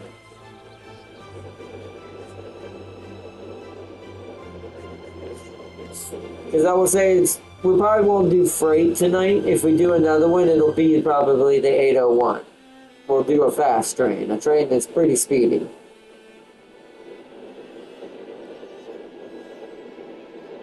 And then Farsi said, no, all the freight trains got all the money. 90% of our rail network are owned by freight trains, with passenger trains being forced to rent rails from the freight trains. That is kind of true, actually. Even here, what little light rail or not light rail, like Amtrak that I have near me, they have to run on the same track that the freights do. It goes between Concord and all the other places.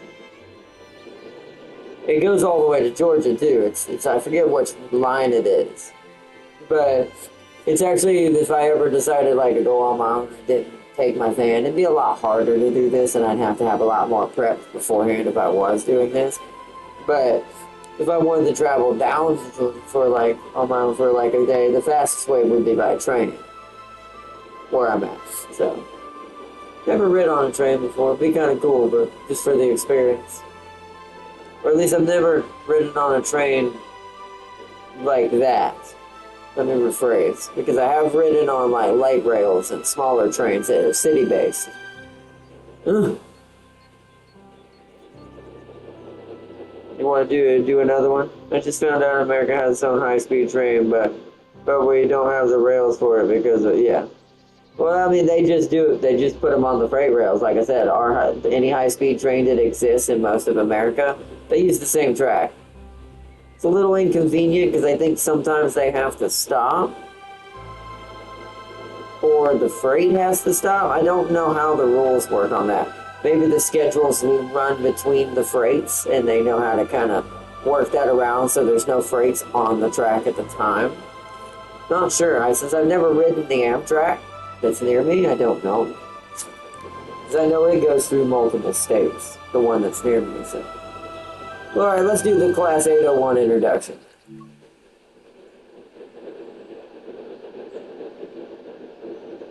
See if this is the same thing. Did we do this earlier, or is this just something different? The menus are a little confusing in most train sims, trying to figure out where the main stuff is.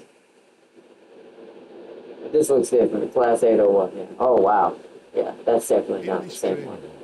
You'll be learning how to drive a BR Class 801 electric multiple unit.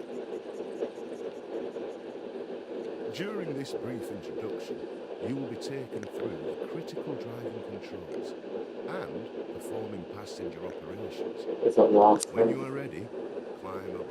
Whoa, I need to make sure this train is almost down here at the end of the line when we're coming in for stops, because this is a long train.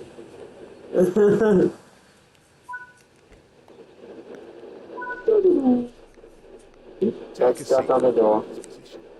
So that you can prepare the train for service. Roger.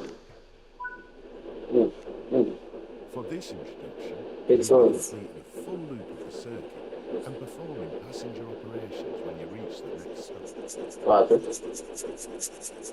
Prepare the train for departure. Alright, To unlock the control base, you'll there's need the to master insert key. and set the master key. The reverser is used to determine the direction of travel.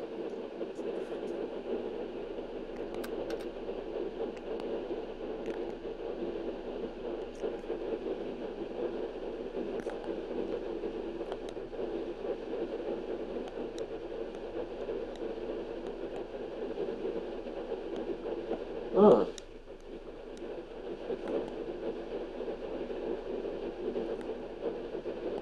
Okay, I see.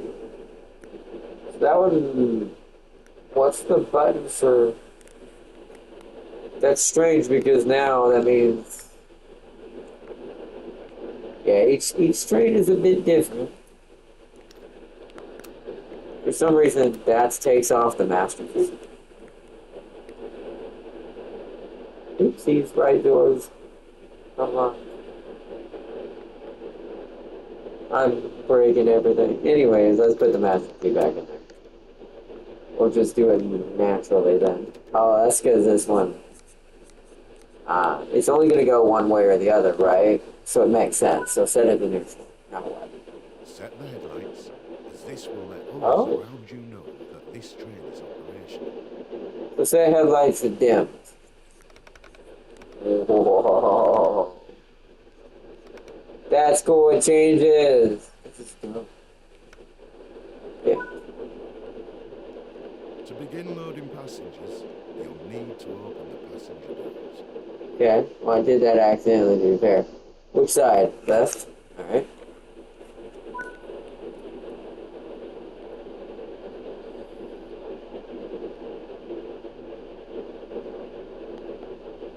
Let's set brake back to, brake.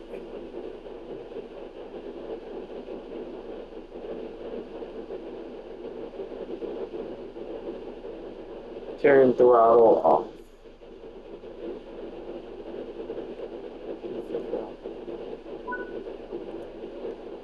It's time to depart. Close the passenger doors. Oh.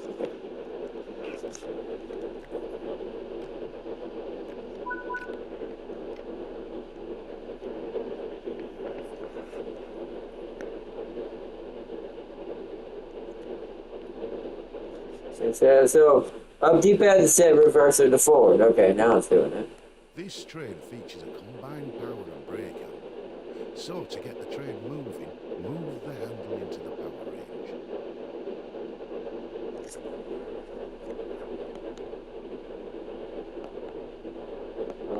Okay.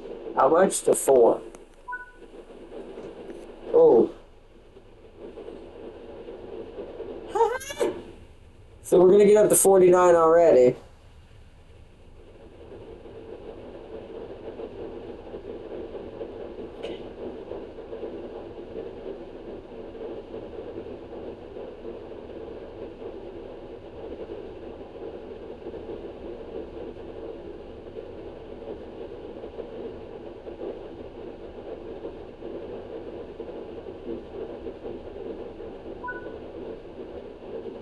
Coasting is a method used to efficiently maintain speed and reduce motor stress and maintenance requirements.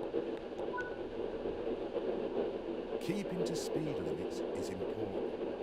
If you begin overspeeding, How much faster apply a we can small amount technically of go. braking force by moving the power handle into the braking range. Huh. First introduced in September 2019, the Class 801s were built as a replacement for the aging Intercity 125 and 225 sets, which were the primary trains used on the East Coast Main Line at the time. The Class 801 fleet were designed as purely electric multiple units. However, they feature a single 560 kilowatt diesel engine fitted to one of the coaches for emergency use. This 9-car variant of the class has a maximum power output of over 4,500 kilowatts 6,000 and has a horsepower. maximum operating speed of 124 miles per hour. Yeah, I don't need this much strain, I don't think.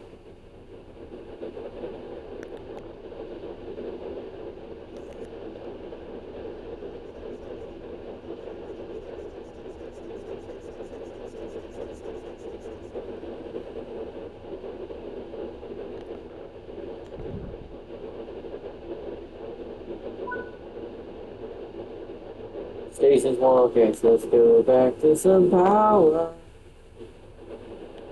Alright, let's open it up. Cause we got 1.5 kilometers to go. It's gonna be a bit. So let's see how fast we can go.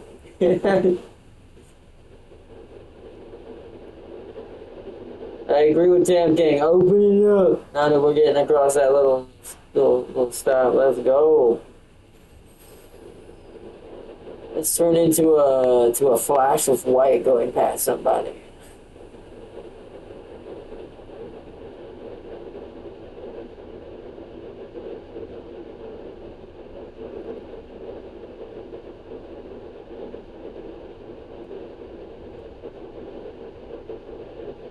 Is there a way to set it to miles per hour? I wonder. Yeah, look at how speedy we are getting.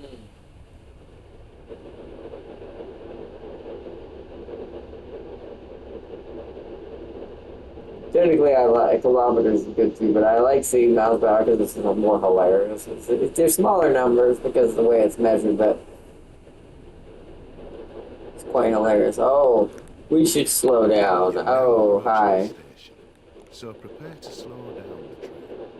Yeah, let's yeah, right. Use the power handle to Huh. apply some braking force to bring the train to a gentle stop. Yeah, yeah.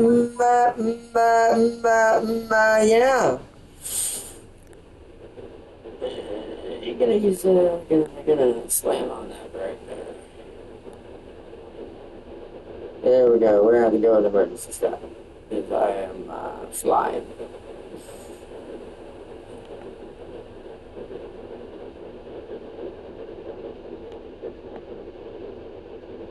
Wow, that was close.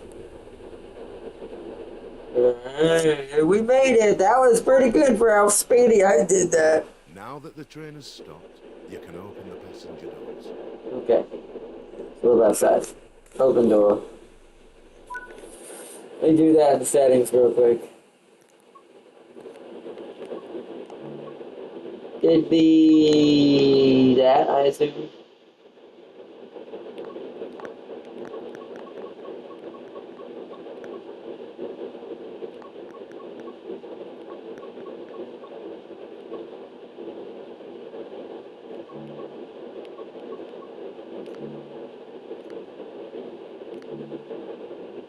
Wait.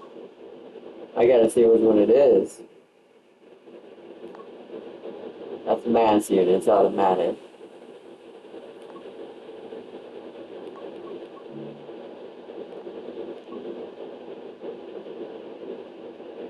Uh,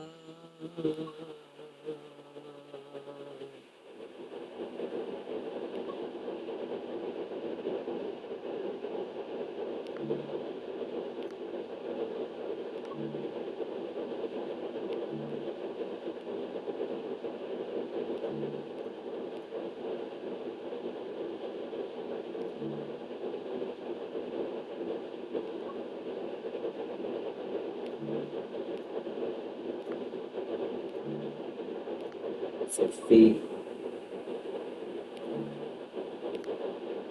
It's gotta be metric, right? Isn't it metric? I forget which one it is. I think it's metric is what I want. Let's try that.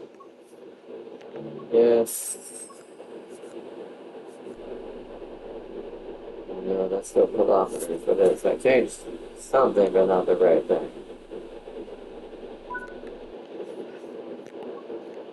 Is it?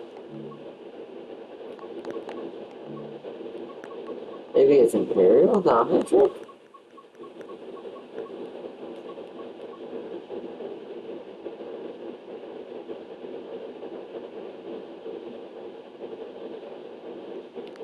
Let's say it's imperial then?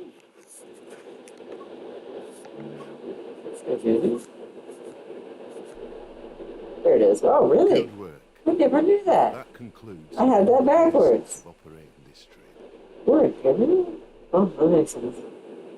For the Emperor!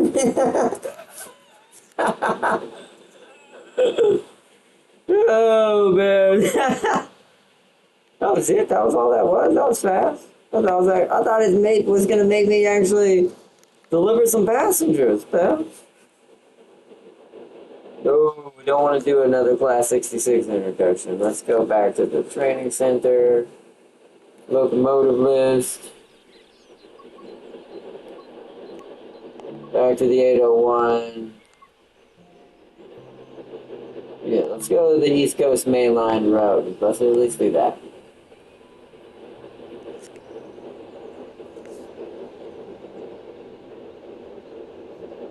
Legendary Godzilla versus Godzilla -1. Yeah, that's true.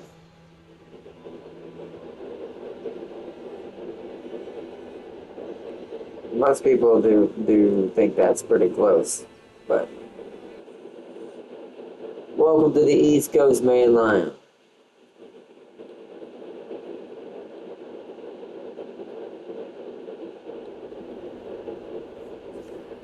Oh, nice.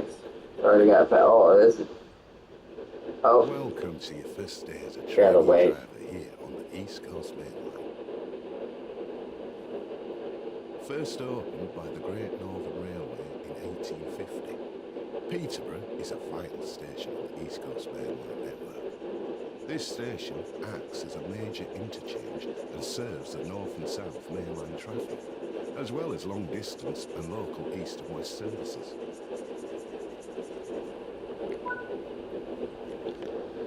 There's a missing route map over there. Fix that while you're here. Roger. There are more tasks to find, so be sure to apply the route maps. Refill water bottles, restock newspaper stands, and restock the first aid bottles. How would I know where those are? Head of Driver and Passenger Experience, Emily Turner, would like to speak to you.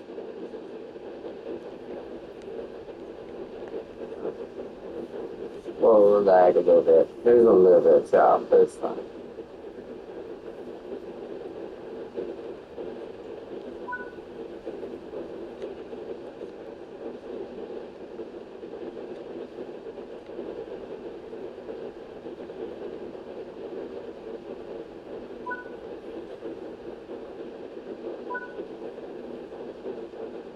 Excuse me, train driver coming through, excuse me.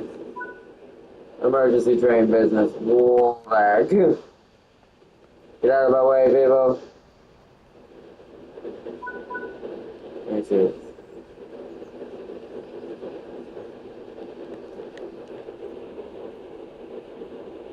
Hello, how's it going? I'm glad you have a chance to introduce myself to you properly before you start your training. My name is Emily Turner, head of the driver and passenger experience here on the East Coast Main Line. I wanted to congratulate you on getting the role of trainee driver with us in person. It's great to have you on board. Part of my role is to improve the viability of the network and to make sure that all of our drivers and passengers are happy and catered for whilst traveling with us. Something I think you'll be great at helping us with. Anyway, I'm sure you're keen to get started with your training. But I'll be on call if you need anything or run into any problems. Take care and hope you have a great rest of your day. Alright, whoa, no lag there.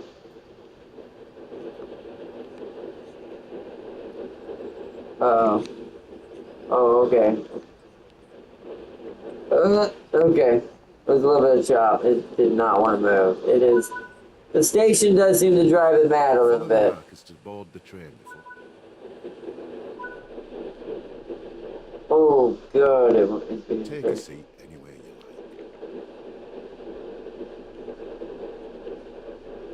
like. Okay. Well, how do I see the next guy? Oh, come on, dude.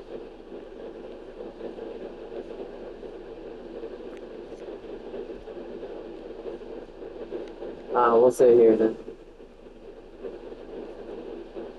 So still may have to turn the resolution down a little bit for situations like this. It's doing good up until that moment. So we're riding the train? Instead of driving the train.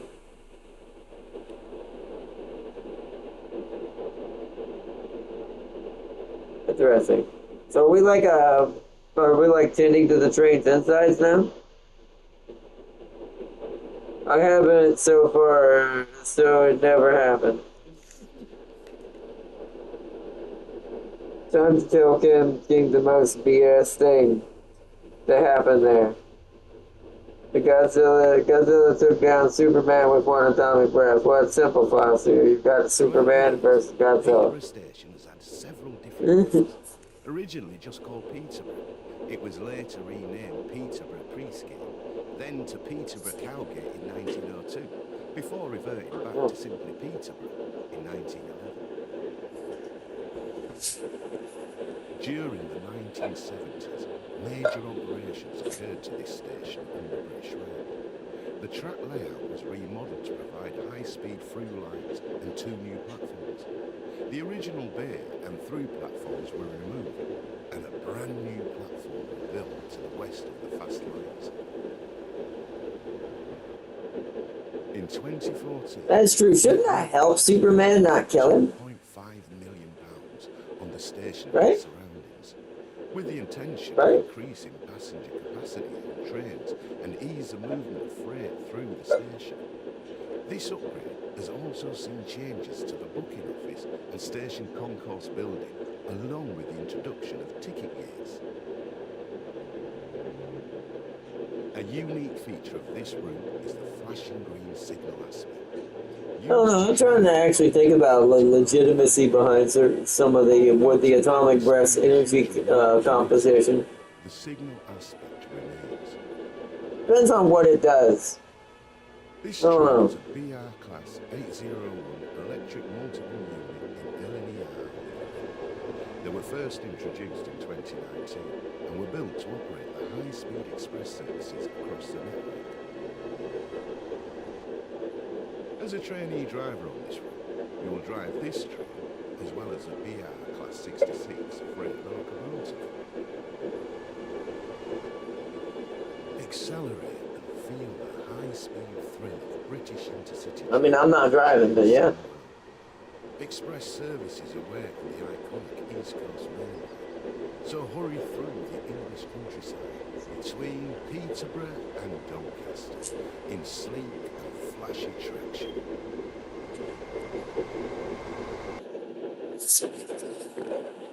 Okay. Oh, we did it. I guess that was just to tell me, hey, this is what the route's gonna be. 801 introduction. Is that all it is? But it must be all I have for the training modules. It must be teaching me each train, and then I can go play something else, Isa. Go check the list.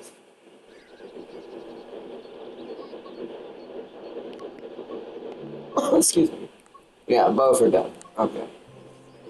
So one's just watch it and get an introduction. So each of these is going to teach us these different trains. Is what it is.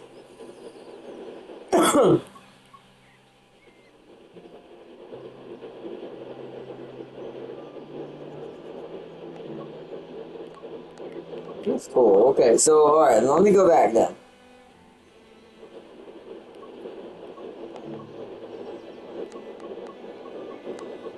So that's the introduction we did. Okay.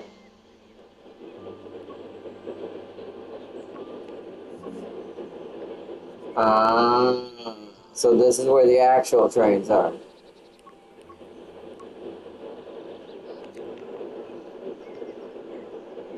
I want that. That AC ice rail, that looks cool.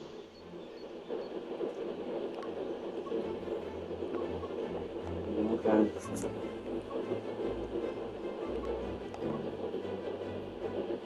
Pick a chair. Okay.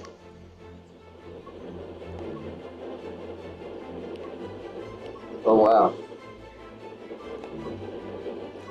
So there's more training modules to complete. Okay, so I'll do that on my own time. Because we are going to run out of time here soon unless we just want to go through all those. But it is already almost 9 o'clock. I think since we're not going to have time to do a whole route right now, it would have to be, yeah, there's 883 in here.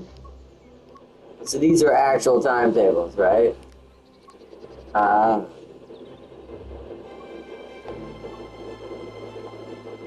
So there's the actual East Coast main line.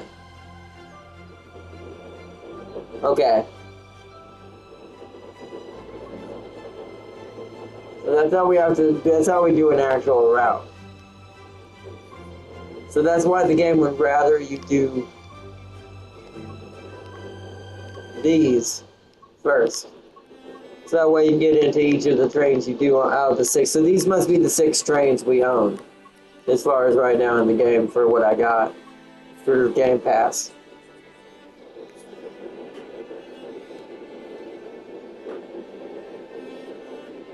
Soups be doing lines of plutonium off the stripper. Off a stripper thing on the weekend.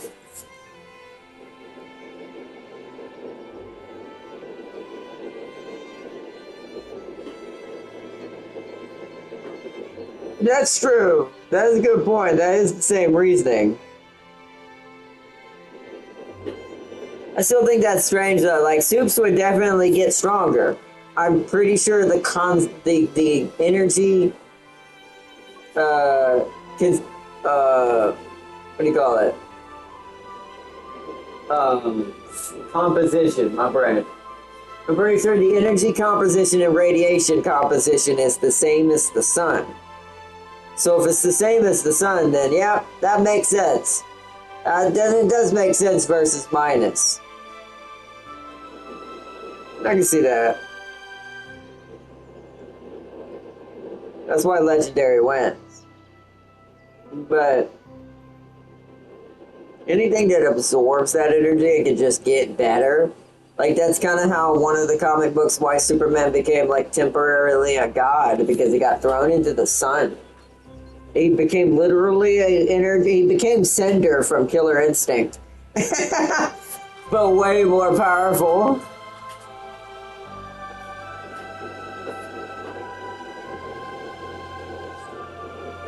But it was, I do want to do a route though. Hold on. I'm going to do a real quick chat. I'm going to let y'all chat for just a second, chat. I'm going to go check in on something real quick. If we have time, we'll do one quick route. We'll do it in the 801 since I already know how to drive it. But be right back. And see, he turned into, yeah. Basically, yeah, right? Nuclear man. But I'll be right back, chat. Let me check in on something to see if I'm not going to run over my time. See what the plans are, what's happening. If we have time, we'll do the 801 route. And actually transport actual, like, passengers. Because those routes tend to take a while, so I gotta see. I need to see, do I have an extra hour? Because I want to play at least, I would have to have at least an extra hour just to make sure we can complete the route.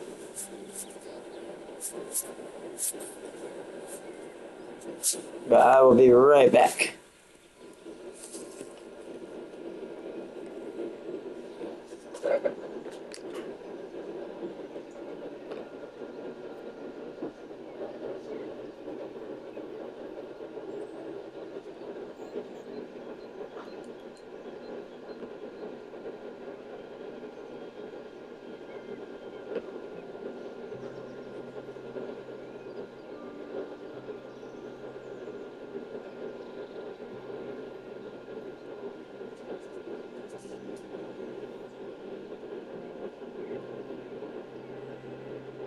Scenarios are more bite-sized. Okay, I'll be right back. I'll check that when we get back.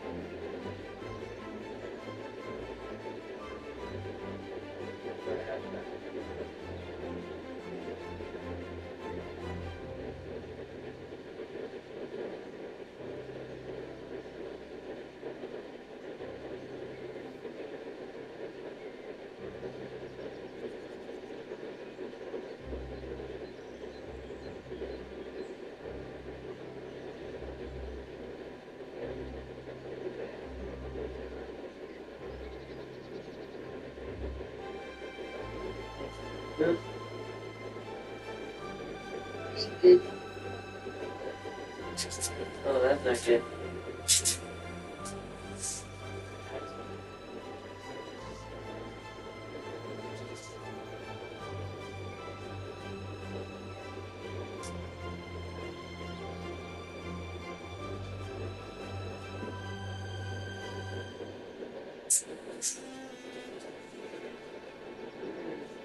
Check the scenario, see what the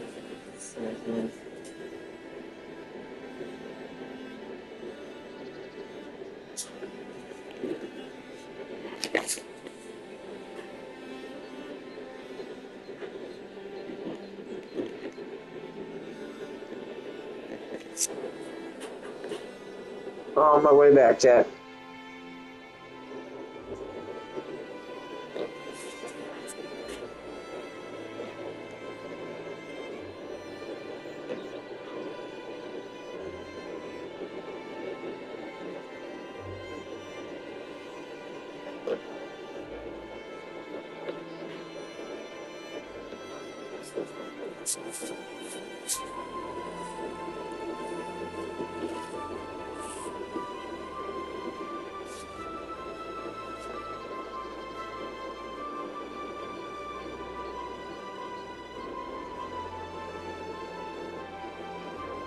I'm back. Alright, I'm back, chat.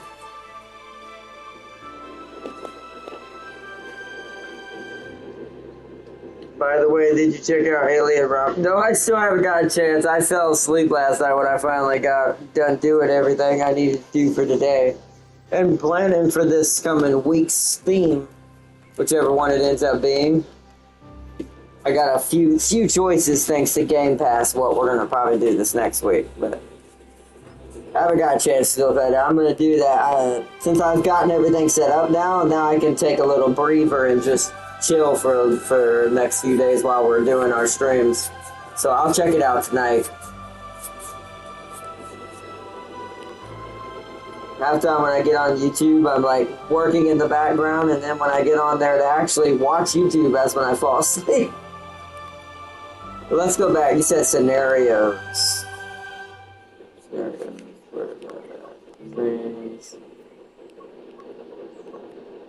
Which one are the scenarios? Scenarios.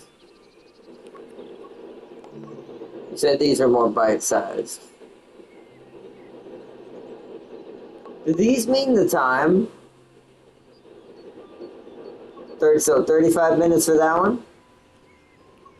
Hour and 10 minutes, hour. So this would be the one we'd have to do right here, possibly.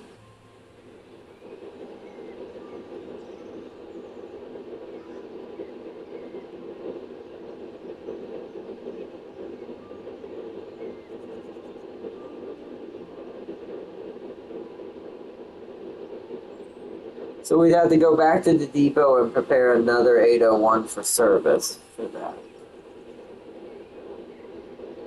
Yeah, that's how much time they take? Okay, so we might not get it finished. We're going to try this.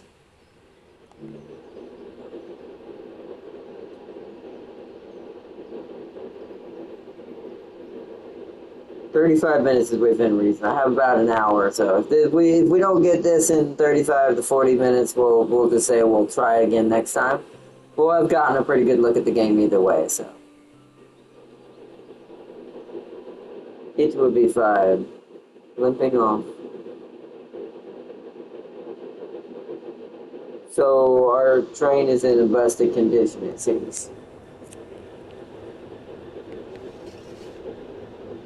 Good afternoon. This unit has suffered an electrical fault and you will need taking to the depot under the power of a diesel engine.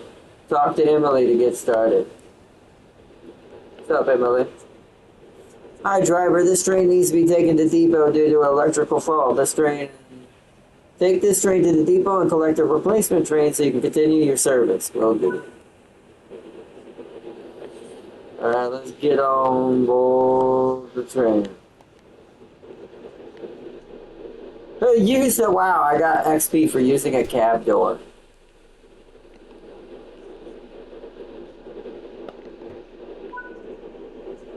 Alright. Let's get this train moving.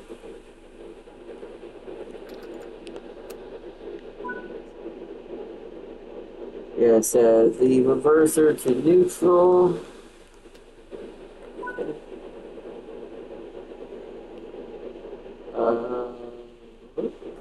What was it? Press the unit hatch close button.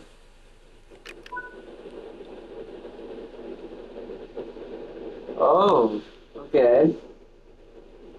And then we want a diesel. Let me get back in my seat.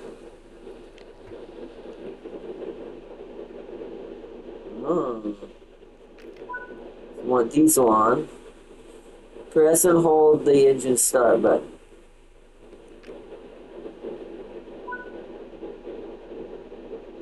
Press the pantograph down button.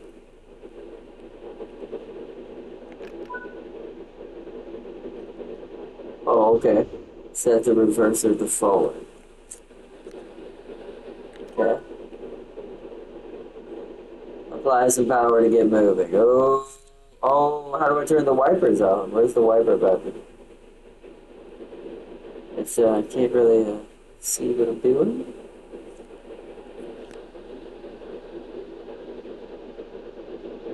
Signal door release, line, ADD, VCD. Where the hell is the wipers? Signal, door.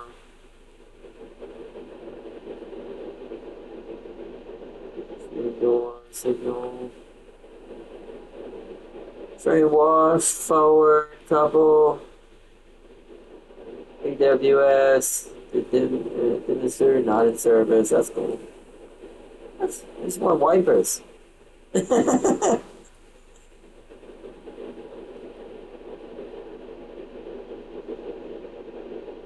You can save the game and resume later. Okay. Wipers. Okay, this might be it, right? It's gotta be able to get that. Vents. The pedal, hazard warning, markers. Cap central, desk illumination. What the hell is the wipers? What? I think they would be right there.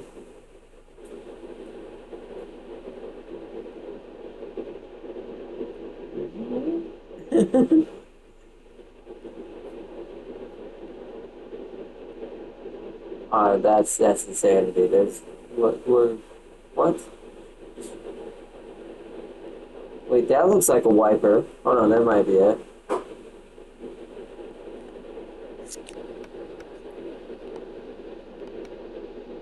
Right?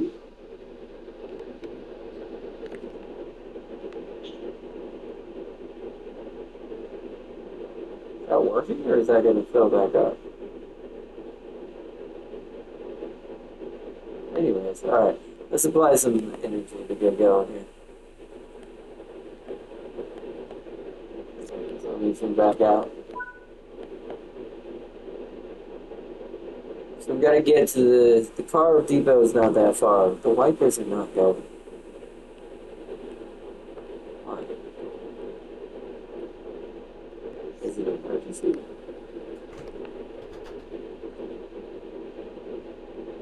Maybe emergency is what I want. Maybe that is on.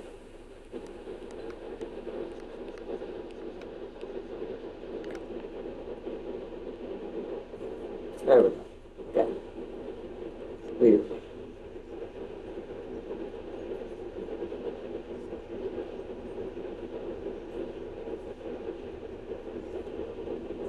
We only gotta go a couple. I'm not gonna go too fast because we're only gonna go 5,400 feet.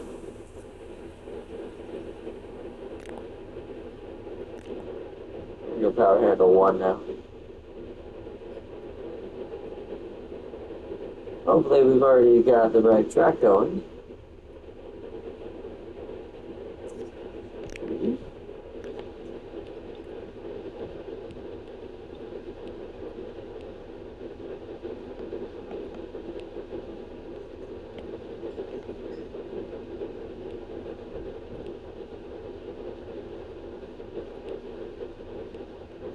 We're gonna go to that line.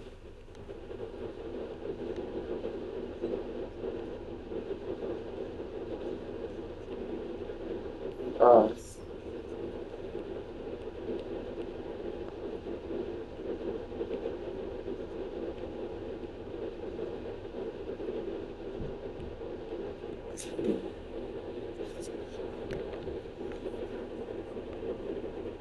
See when we get a little closer.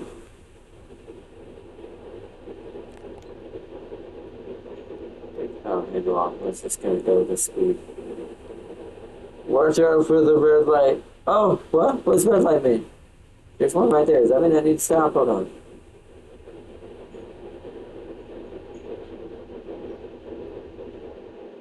Signal passed at danger. Oh, okay. Yeah, I didn't know that.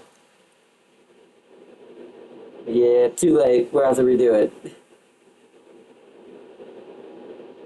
It should kind of tell me that. It's like, hey, be aware. It didn't teach that in the tutorial. I mean, red light usually does mean stop, but it's like, well, that means some train language. Alright, let's try this again.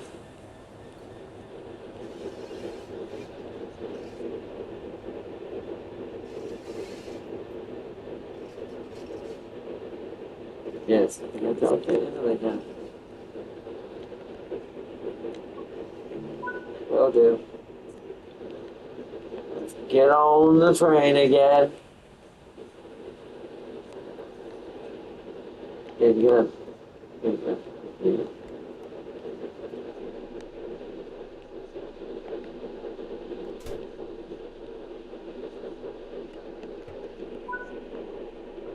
Let's try this again.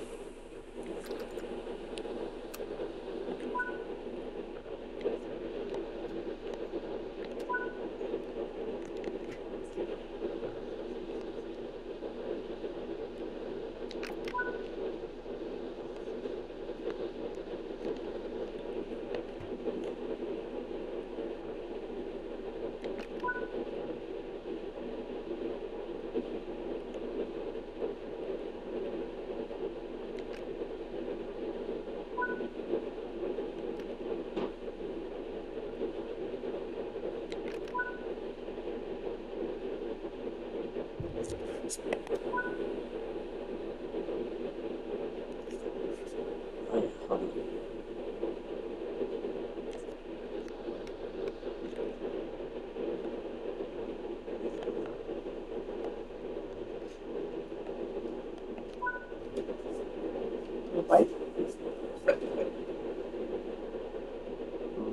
Right. Well, it's salad. No. You think so? I don't good thanks.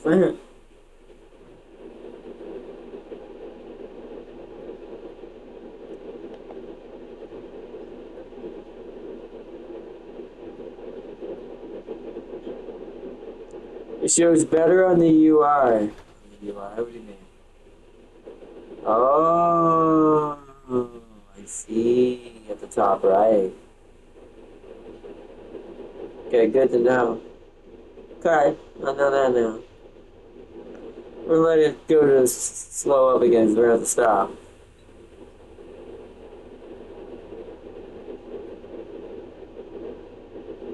Red means stop. Hey, there was red right there. Does that mean stop? It didn't mean stop right there. You see that red light we just passed a minute ago? That was red. I didn't mean stop. Yeah, it was red. Oh, man.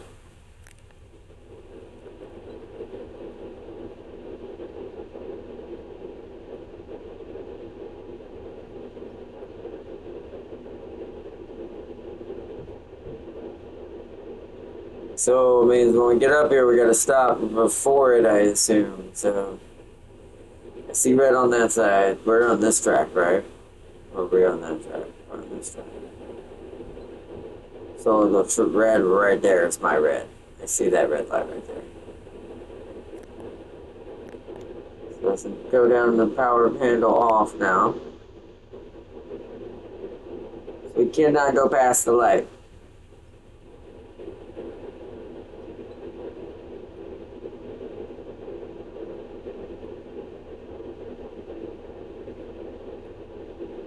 Oh, there's a better UI in the settings. Okay, hold on. Let's stop for this one and I'll check it. So at least that one tells me the distance between the stop. So let's get up to... I don't know how close I'm allowed to get. Let's start stopping now.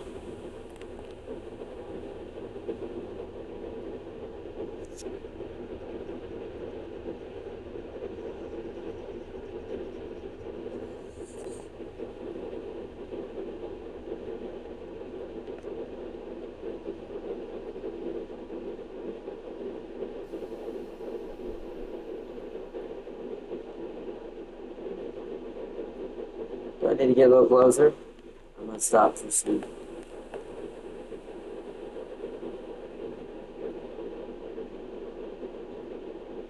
Come on.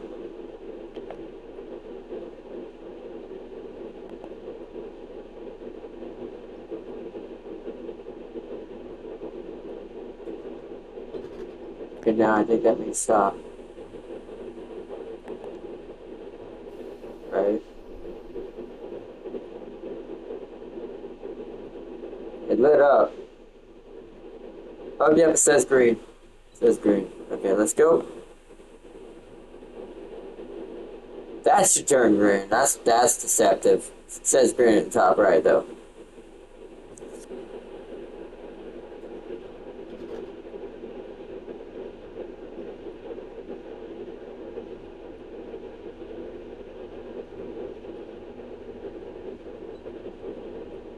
Okay, I did it right now.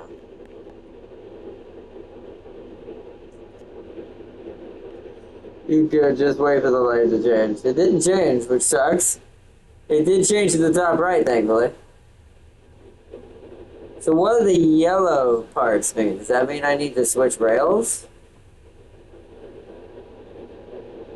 This ought to be interesting to find out. This rail's clearly right, because we're going this way. Oh, I'm going too fast.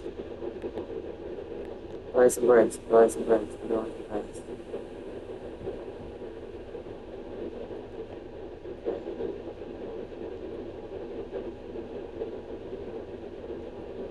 Whoa! Slow down. Speed change. Major speed change.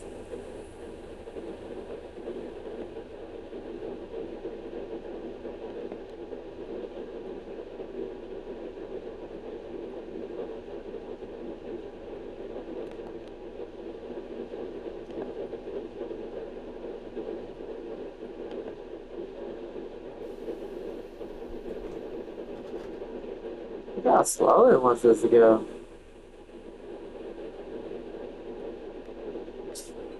I said it's in neutral. Is that slow us down? It's going too fast. It's literally slowly getting into speed.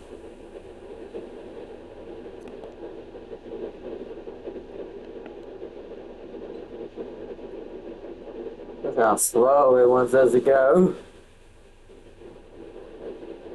I guess that's what these little yellow areas to teach me this is a slow area. I have to slow down. This was a way to make it coast. So I don't have to keep changing it. If you get 2 yellow lights in a row, it's almost always followed by a red light.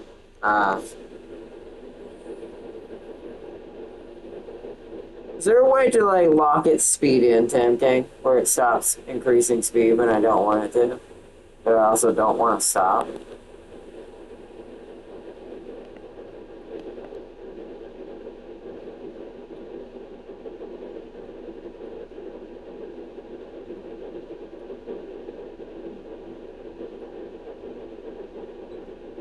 Also, the windshield wipers aren't needed.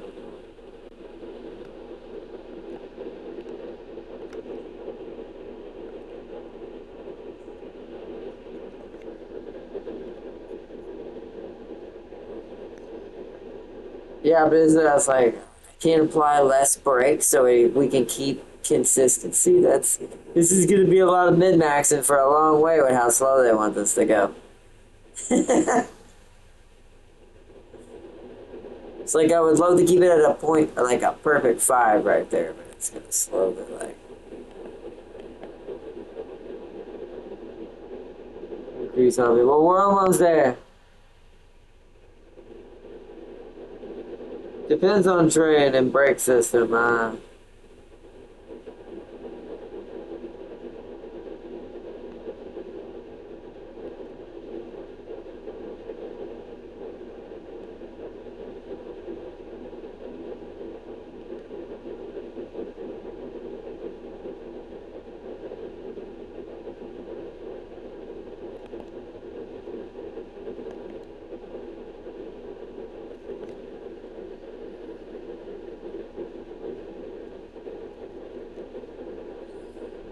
Slowly meandering our way in. We're almost there. I wonder if hold on. Reverse, right? Apply a single power unit. Will that keep me?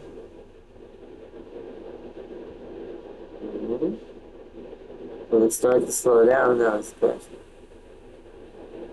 It's starting to slow down too much. It's about the same thing.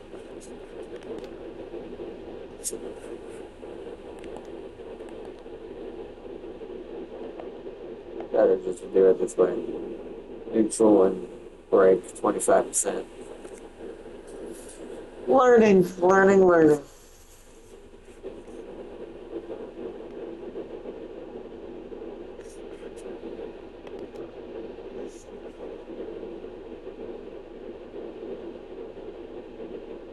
I don't think the reverser really changes it too much since I'm not able to give it gas. I'm kind of just coasting and hoping it it doesn't go too fast. Because technically on a straight line, it would just keep the speed I have and slowly slow down anyways. But since we're going downhill, like Tamking says, we're slightly increasing speed little by little.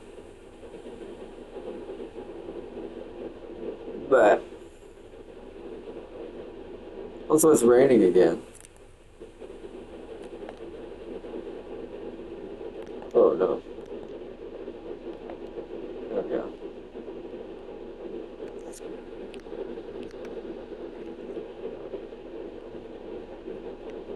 So keep it on me.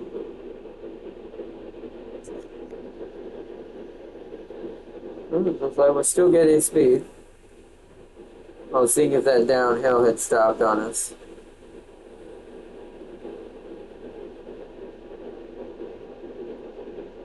I feel like a train could go a little bit faster than this in the dock. Not too much faster. Like I'd say 5 miles an hour, no higher. 4 is a little weird. Which maybe that is technically at 5. Maybe even 8. So give a little breather, like max 8. Like minimum 3 or whatever, something 5 like that. So they keep a good pace, because you could easily still stop at 900 feet going at least no higher than 8. I guess because people walk around in here possibly, maybe, is why it's doing that. Like realistically, there'd be a ton of people moving back and forth between these railings. Is my only assumption.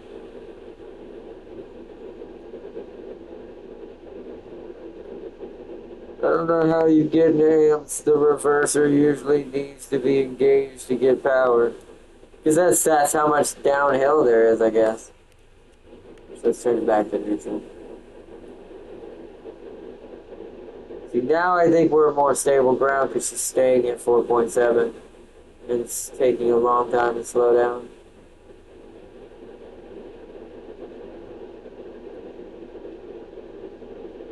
Now we've got a steady speed. Now it's just a slow waiting game. Also, don't need those on anymore. Yeah.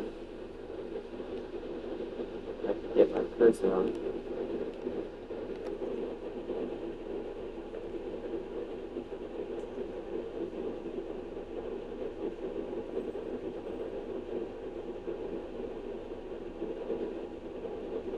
Rules in a yard is you can go faster. You can't go faster than running speed. Ah, that makes sense, I guess. That so that way, if someone can outrun the train. What do you mean, my employees need to be able to outrun the train? What you mean? I have no idea what you're talking about. This is a very, very long little stretch, though. I see why it takes so long to do anything in a train, though, when you're not going, like, at max travel speed. It's a very patient game. I see why this is also very relaxing. You don't have to worry about it forcing you to be too fast.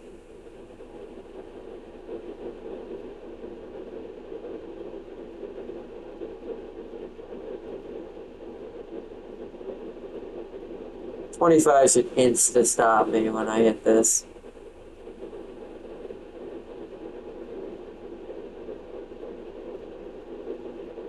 And... did it?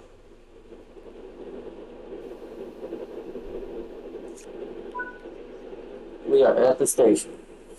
Good work getting the train back to the depot. There's a replacement train ready for you to drive back to Doncaster. Shut down this train and climb aboard the others." Okay. So we want set power handle to off. Set reverser to off. Off would be that. Set headlight control to tail. Okay. Set and then turn master key off.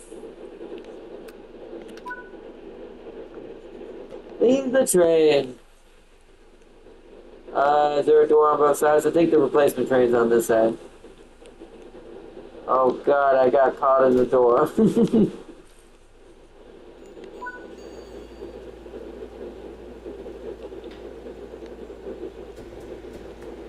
Now let me close the door. There we go.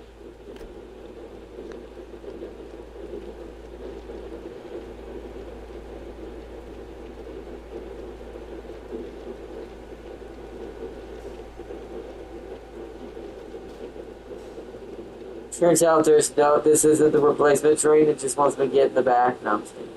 It's gotta be the one to the left over here.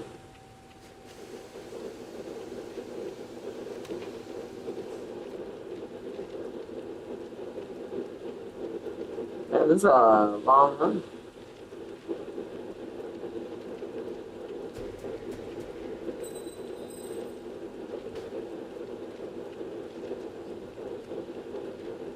I see, you're not allowed to run across tracks. That must be a rule as well. Well, it wants me to go over there. I could have sworn we were going to take this train. This felt like it was going to be the replacement. I guess not. So as most train tracks, you probably need to watch where you're going. So this must be my replacement.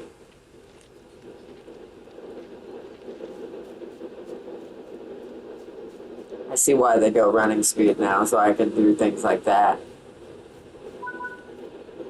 Alright.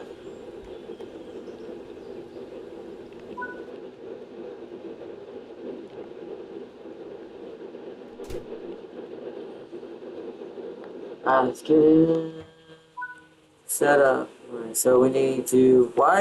Okay. Why would you have me sit down if you need me to turn the auxiliary on instead? So hold auxiliary for 10 seconds. 1 Mississippi, 2 Mississippi, 3 Mississippi, 4 Mississippi, 5 Mississippi, 6 Mississippi, 7 Mississippi, 8 Mississippi, 9 Mississippi, 10 Mississippi. That was 10 seconds, Gab. You lie. You lie.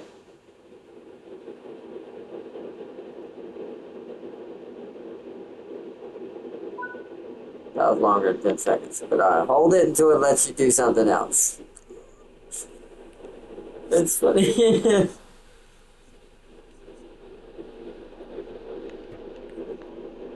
Because that was 10 seconds when I counted.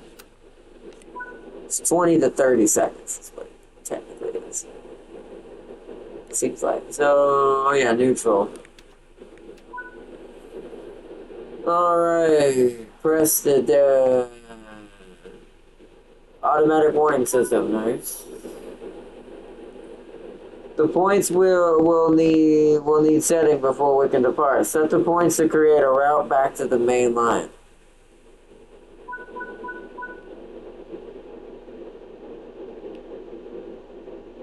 Okay. What was that? What did it just do? What did it mean by set the points?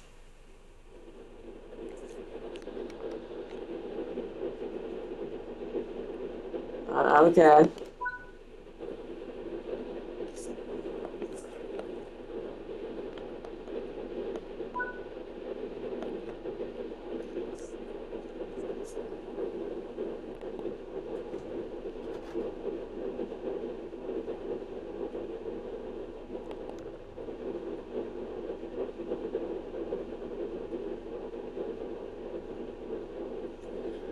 Now I gotta crawl all the way. Make sure you on the blue track.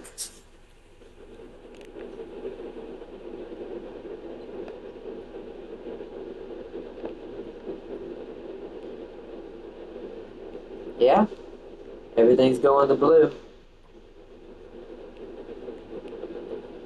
I just think it's weird, like, I guess it meant, did it mean like I had to set up the route myself earlier, or did it mean that I had to make sure that the tracks were in the right place, I assume? Also, I gotta watch out for the signals.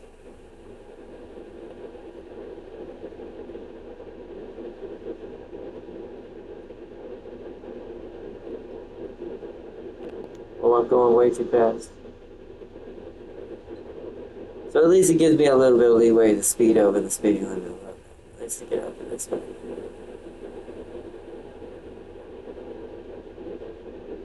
Let it naturally slow down. I'm gonna keep an eye out for the signals.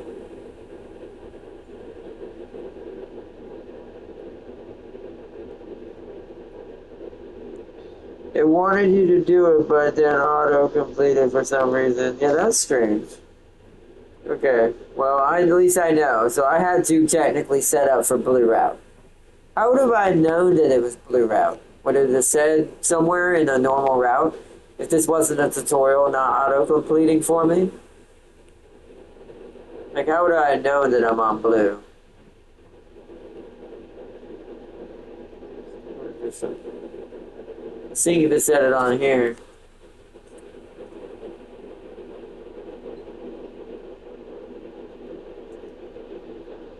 Maybe it's just as long as you know you're going to Doncaster, you just need to make sure that's the track you're on, I guess. I assume.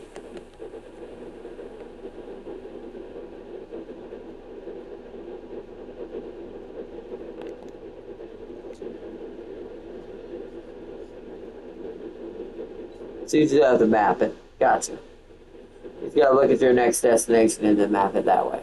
Roger, roger. That's a red light. Okay.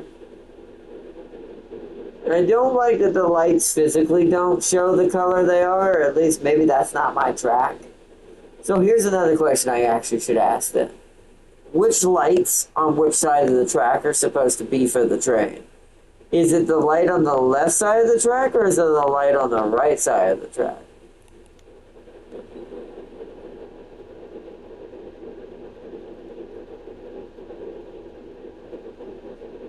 Because that one over there is red. But we're coming up on the yellow according to the game.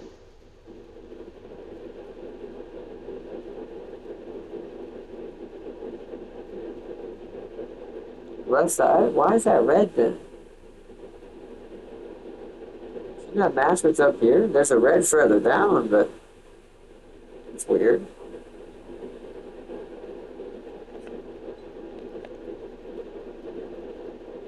Get ourselves back up to close to 5. Keep that speed a rolling. There we go.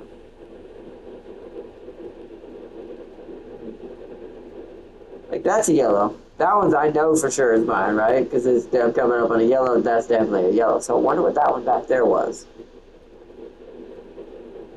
You can hold circle to ask for the conductor. Whoa, what are you doing? No, what are you doing? Why did you do that? Ah! The hell? Stop! Yeah, pieces. Okay, well, a whole circle didn't do what I was hoping. I don't know what it was doing there.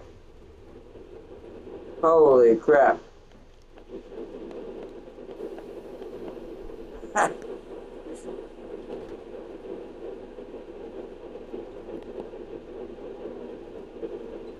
I don't know what it was doing. It didn't do that when I held circle. It tried to increase to maximum speed. Oh, you know what it was. I bet you I know why it did that. Because on DSX, circle is odd. Because the way DSX works, some of the responses in the trigger are a little bit weird. It tries to map the same button to 2 different buttons to the trigger, which is the original trigger, and whatever button I gave it, which would be circle. So, that's just gonna have to be. I'd have to make circle a touchpad. What is touchpad currently? Nothing. Anyways, I'll have to fix that next time. It tells you if you clear to be on the track. Oh, okay. I'll have to assign a button to that.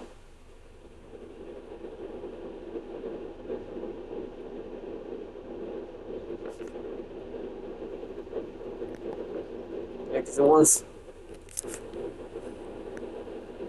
I don't know what it's doing. It's not doing it like I want. I want to... Oh, we could go a little faster, though.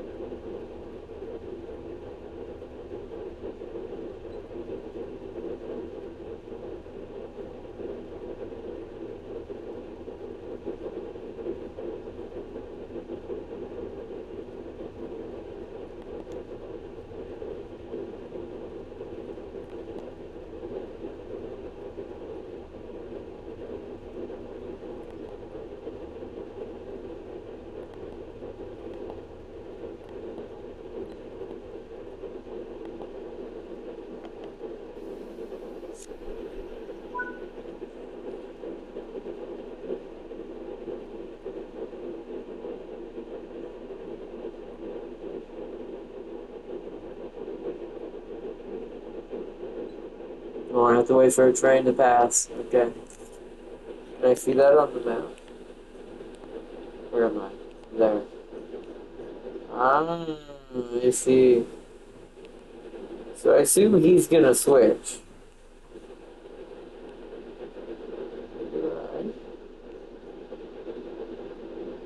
Yeah. He's going to that line.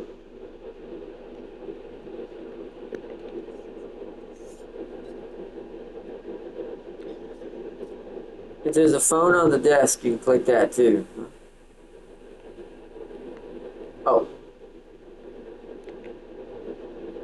Denied. Wait for signal to change. Roger, okay. Gotcha.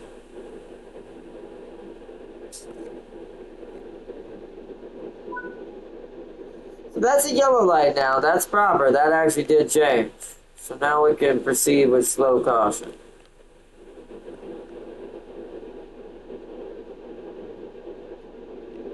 Get to it too to get us moving.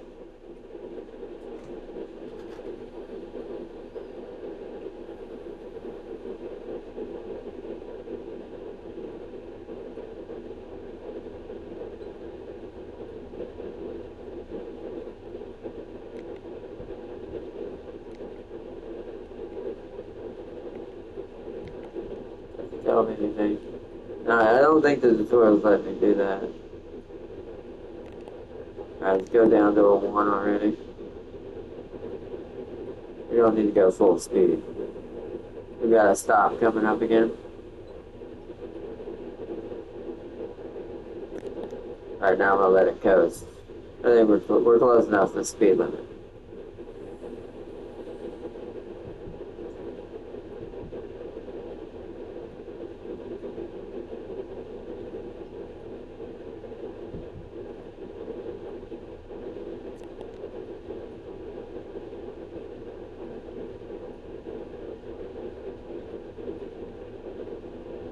The stop is the actual station, is what it is.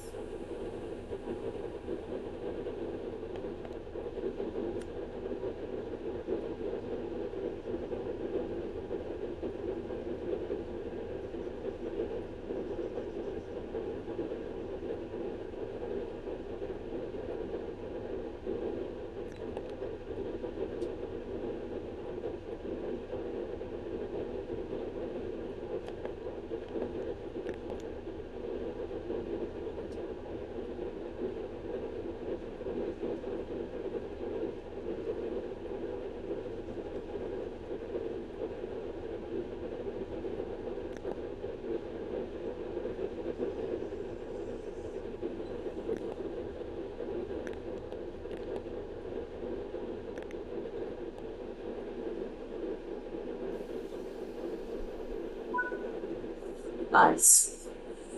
Unlock doors, load passengers. Okay, so that's the left side.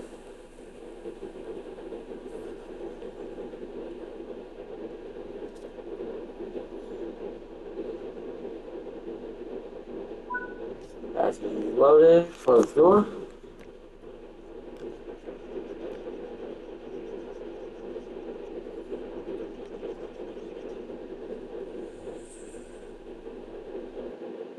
Hey, we did it! Nice. That was a good one. We can leave it off on. That was beautiful. I made a gold medal. Nice. There's a setting down. There's a setting down in the menu that tells you the distance and color of the next light. Makes it easier to tell you upcoming lights. Well, I'll have to try that. I did speed for a little bit because I didn't understand what I was doing. Fine. I'm not going to do any more scenarios right now. That was good. That was good. I like that. So let's go to the settings and see what Tam King's talking about.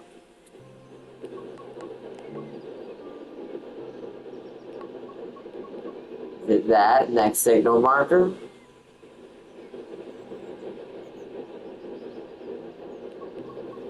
Next signal heads up display, I assume it's that.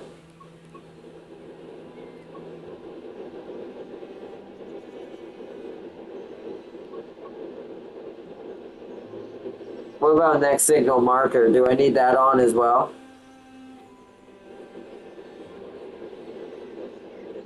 Next speed limit too? Okay.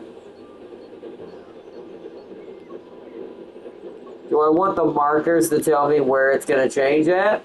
Like the little, there'll be like little dots, or should I just let that be natural? This will tell me on the heads-up display, which is nice. These will put it on the map. Right, these.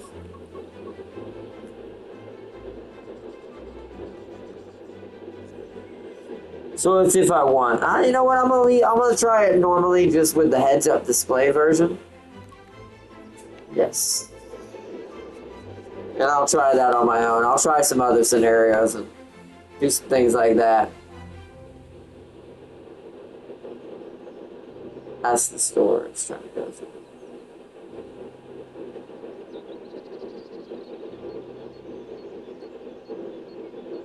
Taking a second to load. Choose fine trains, my profile routes. I'm level 3 now. Favorite route, training center was the main one, which I'm going to go back and do all the training center stuff on my own to kind of rank myself up and try some of the trains out.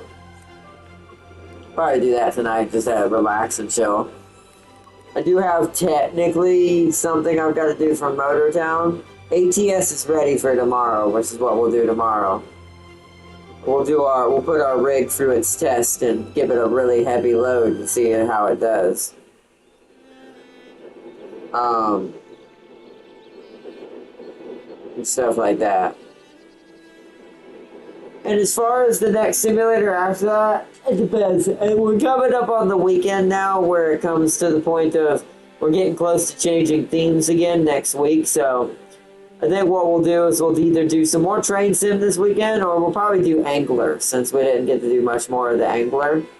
We'll show off some more Call of the Wild, the Angler. Call for the Wild, the Angler. There's also mastery rewards for each route. Oh, nice. That is cool. That way you can run the routes multiple times and get better at it as you do it. I do like how Train Sim kind of works and how it kind of plays. It's a good way to kind of really run how, like, throwing someone into learning how to pilot one of these types of things. Truck is kind of like that too, but not as detailed. Like, you don't touch any of the things on your dashboard. You don't have to set your air pressure and the trailer gauges. I do wish ATS did that, but you don't have to do that. I do wish it did, though. New map and update is coming for Angler next week. Ooh, so we might play some Angler for the update. Once the update happens and they add a new map. I am still a newbie at the Angler. I've got to unlock a lot of stuff since I just started it. I have to actually unlock the other maps, right? Or can you start on any map?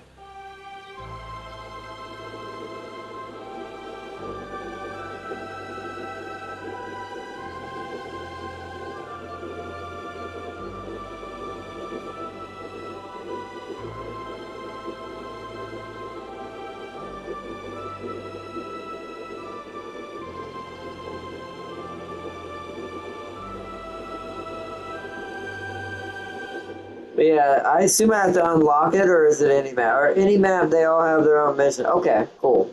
So we'll show that off then. Even though I've got something very different in mind for next week as far as what we're doing theme-wise, we'll check that out because there's a new map coming out. Because I do like the Angler. I'm already kind of enjoying it. So what I'll do for the Angler episode this weekend, I'll go ahead and catch the 5 fish from the ones that we already saw from last tutorial. And then we'll pick it up when I'm on the last fish. Like, I'll catch like 4 of them. And then one before stream. And then we'll pick up from whatever the next tutorial takes us to on that first map for this weekend. Tomorrow's ATS, though. For our Friday schedule, since I've got therapy tomorrow,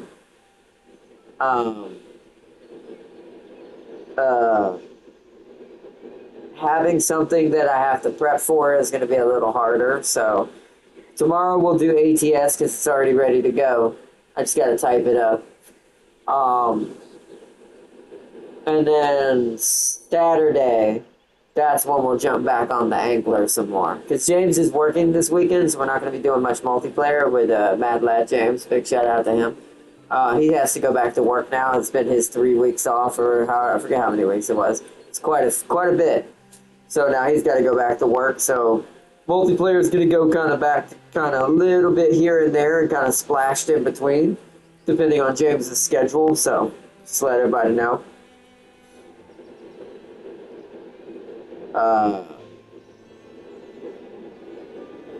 But yeah, I am really, really, really excited. Then this coming week is either going to be settlement we've got 3 choices, and I'm going to let y'all start voting tomorrow on ATS when we do another bigger stream for that. But I'll let everyone know what the choices are tonight. So the 3 choices we have for next week's theme is first-person shooter, or we'll say shooter in general. Let's not narrow it down. Shooter, so we can either do a shooter, survival games, nothing big, just like indie survival games. And one of them that we've already checked out is the demo, if we do that. So survival games, city builders, but like I said, are shooters. So it's either survival, shooter, or city builders. I'll let y'all take a vote on what you want for this coming week.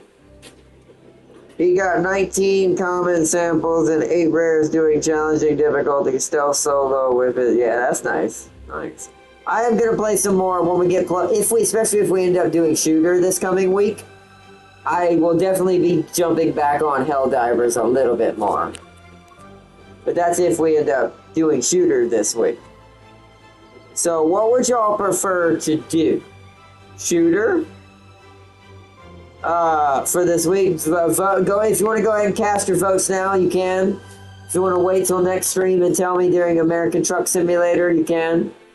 So, survival, shooter, or city builder? Like, specifically city builders.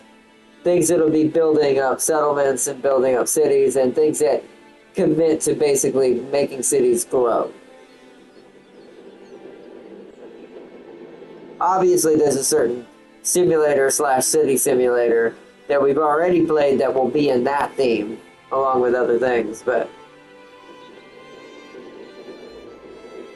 you can also invite a friend who doesn't have a map to play if you do. No, wait, really?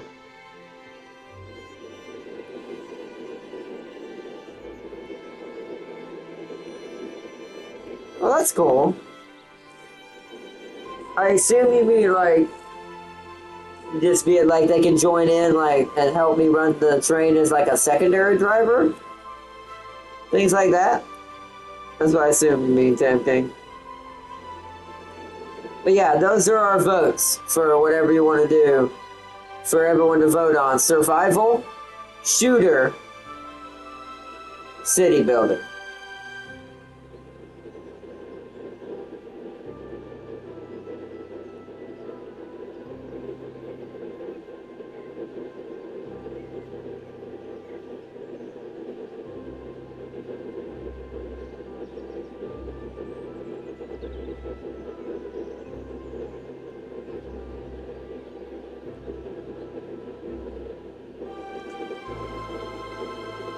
Let's see, I'm talking about, the Angler. Say I have a new map and you don't, I can invite you to it, into it. Oh, okay. That's cool. Good to know, good to know. I vote survival. Okay, Tam King says survival. So we have one vote for survival. Farseer's last comment was, he gets kicked one time because the host hated the fact that Doris wasn't sticking with the drain. With the drain, all the revives. With the drain, all the revives fighting everything group. Oh. That happens. That's online, that's just how it is. So Tam King votes survival. Farseer, what do you vote? Do you vote, it's shooter, survival, or city builder?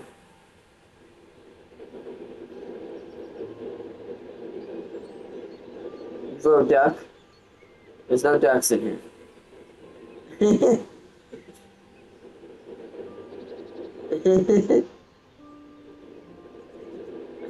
We're not playing the duck game. The duck game is a different type of game. Even though that game is cool looking, and it is a fun game.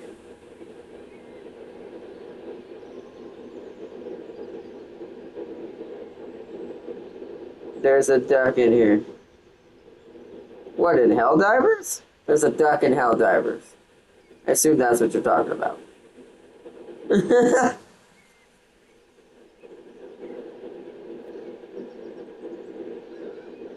Well, if that's what you mean, then I assume you're voting shooter then.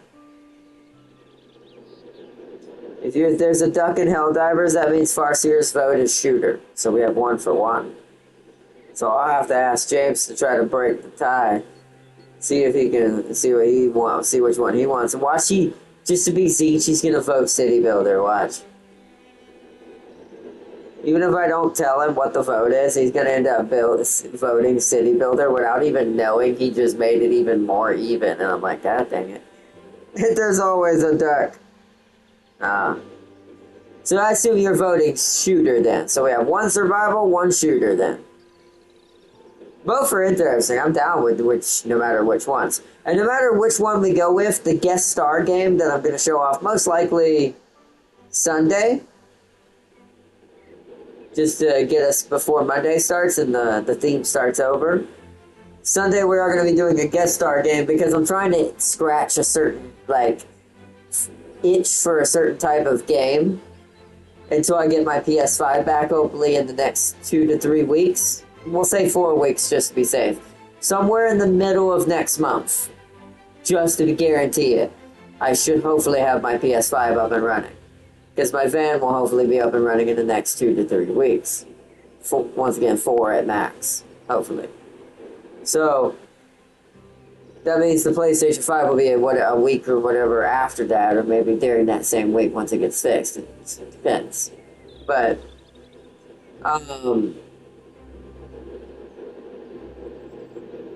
so to scratch that temporary itch of a certain game I'm trying to play really bad, 2 games actually, but one of them I don't have a way of scratching that itch until we actually do that game.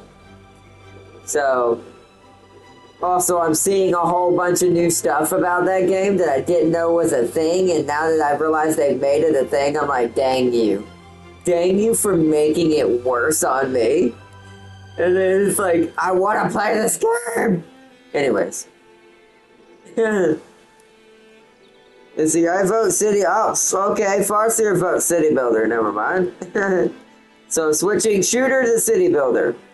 Also, warning about kicking people in Helldivers 2. Also gets rid of the samples they're carrying.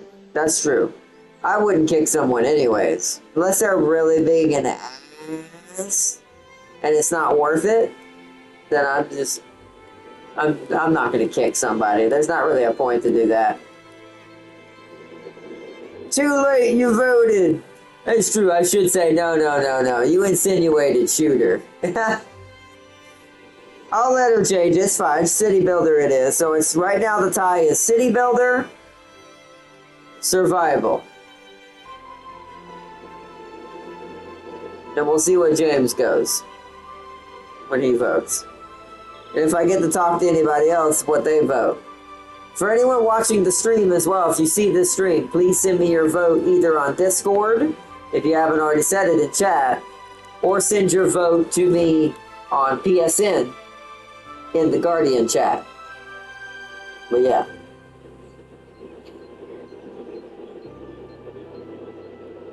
Remember to check out that Cap and Panther game trailer. Yeah, I also need to check out Alien Romulus and stop forgetting.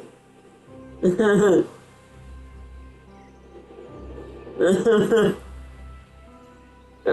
the defense against kicking is taking the majority of samples. Yeah, that's true. That is a good way to keep yourself from getting just eliminated from the group. But it also means that someone could troll you, grab all the samples, wait till the very end, and then leave the game. It's a double-edged sword with that. But you have to take those risks when you're playing multiplayer games. That's just how it works. So, we got 5 minutes, so I gotta get off here. But yeah, this has been a good one. I love this game. I've always liked Train Sim. I just never have truly gotten fully into it because it's always been a little bit difficult learning how the control works on Train Sim. This was probably the best one I've played so far is this version. As far as getting me into it, getting me used to it, getting me kind of getting into the flow of things. Now I kind of want to get certain trains for this later on down the road, like certain American freight liners that we have, so I can do those. Or freight trains. Like that one, that's a CSX right there, actually. That dragon right there just showed, where you go? Right there, that's CSX. That's what I want. I want that. I want to drive that. They were in the previous train sims. I don't think we have one in here. We don't. The closest we got in this one is the 66 from General Motors. At the moment. Anyways, but I'll check it out. Will the store load if I go in here this time? Okay, so yeah. I probably need that one. Probably. It looks like it has them all in here. Let me look, see if there's any others specifically for it. There's a Canadian CSX.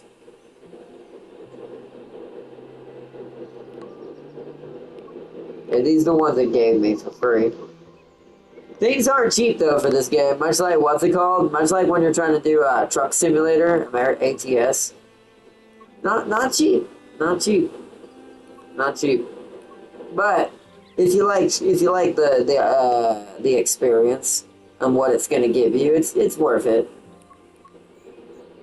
This is what I want though. This is probably what it is. Heavy freight back. Let's see. Does it tell me what trains? VR class heavy 40. I think that's what it is. No, these are the British Railways. That's what VR is. So no, we want. It must be this one, right?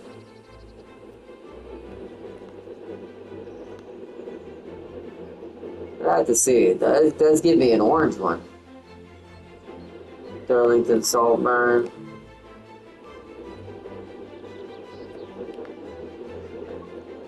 I'd have to figure out which one has the one I want. Barstow. It does have the SD40. Barstow would be kind of good. There's a few in here. I'd have to go through all of them. Yeah, so that's how it works. So, yeah, BR is British Railways. And stuff like that. Okay. Down here is routes. Oh wait, there's more over here. I'm an idiot. Huh. There we go. I think it's that one. You're trying to set that open. Okay, that's TB6s. Yeah, okay. So this is where all the trains are.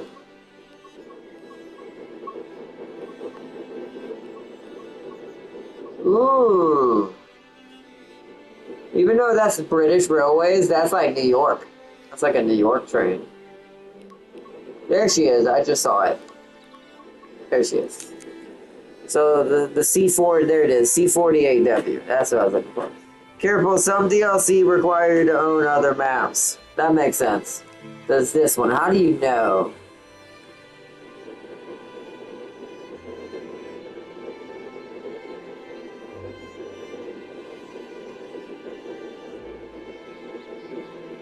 This is back from Train Sim World 2. That's ironic, because that's probably the one I played, I'm pretty sure. Pretty sure that's the one I played. This train was, wow. This train was produced when I was born. I did not know that. Or at least this model was. Wow. It should have a note in the description. Ow. Please note, Train Sim World 2 sand patch grade is required. Where's that at?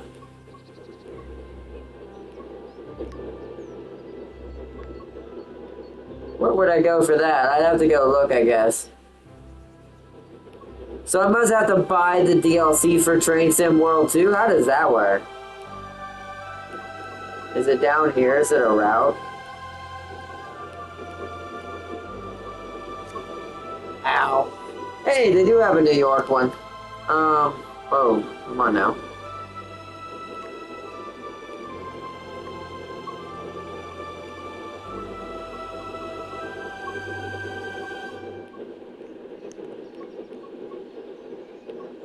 Saltburn, right? Looking for Saltburn. Sand patch grade, there she is. Okay, so that would be around $30-something to do both. So, there are Train Sim 2 maps that were made compatible for 4 God, the price though, they did make it quite expensive for both. So I'd have to have the CSX CW, or the 8WC40, and it'd have to have sand patch. So that would be... Well, let's assume I don't get it when it's on sale back during that time. That's around $30 to $45. So it's not cheap, but you're going to be doing a lot in that train when you buy it. So you're kind of buying almost a whole new content pack, I guess you could kind of justify it as. Because the train comes with its own routes, its own maps, its own missions and challenges and things you can do, so. The train itself is also, I think you can choose it in other places as well, so. They have heavy sales a lot. That's fine. But we can't do it tonight anyways, but I just wanted to check to see how to get it, so that's how I would get the CSX model. I'm fine with what I have at the moment. And we'll have fun with what I got, but that is good to know. That's how we get more. There's also a rail journey. It's guided experience. Okay. Big sales are usually 70% off. Good to know. I'll keep an eye out for one of those. And so when it does go on a super big boy sale, and I can get them for like a lot closer down to straight up $25, 20, maybe even 30 at most, then I'll definitely do that. Because much like ATS, I don't expect to get away too cheap with this game, because ATS, when I first bought that game to get everything caught up to when I first finally got that game running, I paid around $100-something worth of money just to get all the DLCs and the game itself. So much like ATS fashion, I don't expect it to be as cheap as some things, but simulators are that way. The remastered Somerset map was recently 90% off. Nice. I'll keep an eye out for things like that then. Make sure we get them when they're on sale.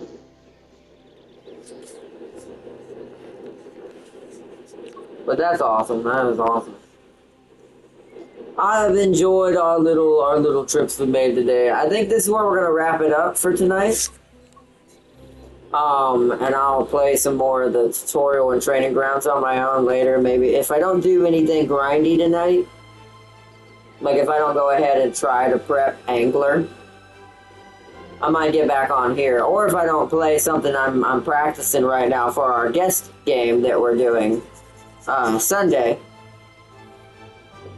I'll probably get back on here and chill and do some trains. I'm always in a truck, so it'd be fun to be a train for a little while. But I want to give a big, massive shout out to Farseer. Farseer said earlier, "Bye, Ardnot. Remember, Manor Lord is April 26th. That's this month, right? Or is that next month? If it's this month, it'll have to wait. Next month is more realistic for certain things, depending on what we do. But we'll decide that as we get closer. But big shout, yeah, GG, y'all. Big shout out to Tam King, everyone, to joining in chat. And to Seeley earlier joining in chat, who was the bump in the track we ran over in the beginning. Well, but big shout out to Sealy. Hope you're doing good, bro. Keep that hard college worker going. And big shout out to Mad Lad James as always. Show some love to his channel as well. Check out what he's been doing lately. Big shout out to Farseer, my moderator, making sure that the passengers are nice and comfortable as we do a cool 125 miles an hour. And it's like, but you all have a good one. Thank you so much for joining in tonight. And I will see you all in the next. Oh, also quick shout out to Tam King as well on his channel. Show him some love as well. He is the original conducting master. He's done this all before. He's the veteran at the train piloting, where I am but a rookie. So big shout out to him as well. And thank y'all so much for joining tonight. For everyone who didn't get to see the live stream, hope you enjoyed as well. And I will see you all tomorrow for some trucking. Peace and love, everyone. Bye. Bye.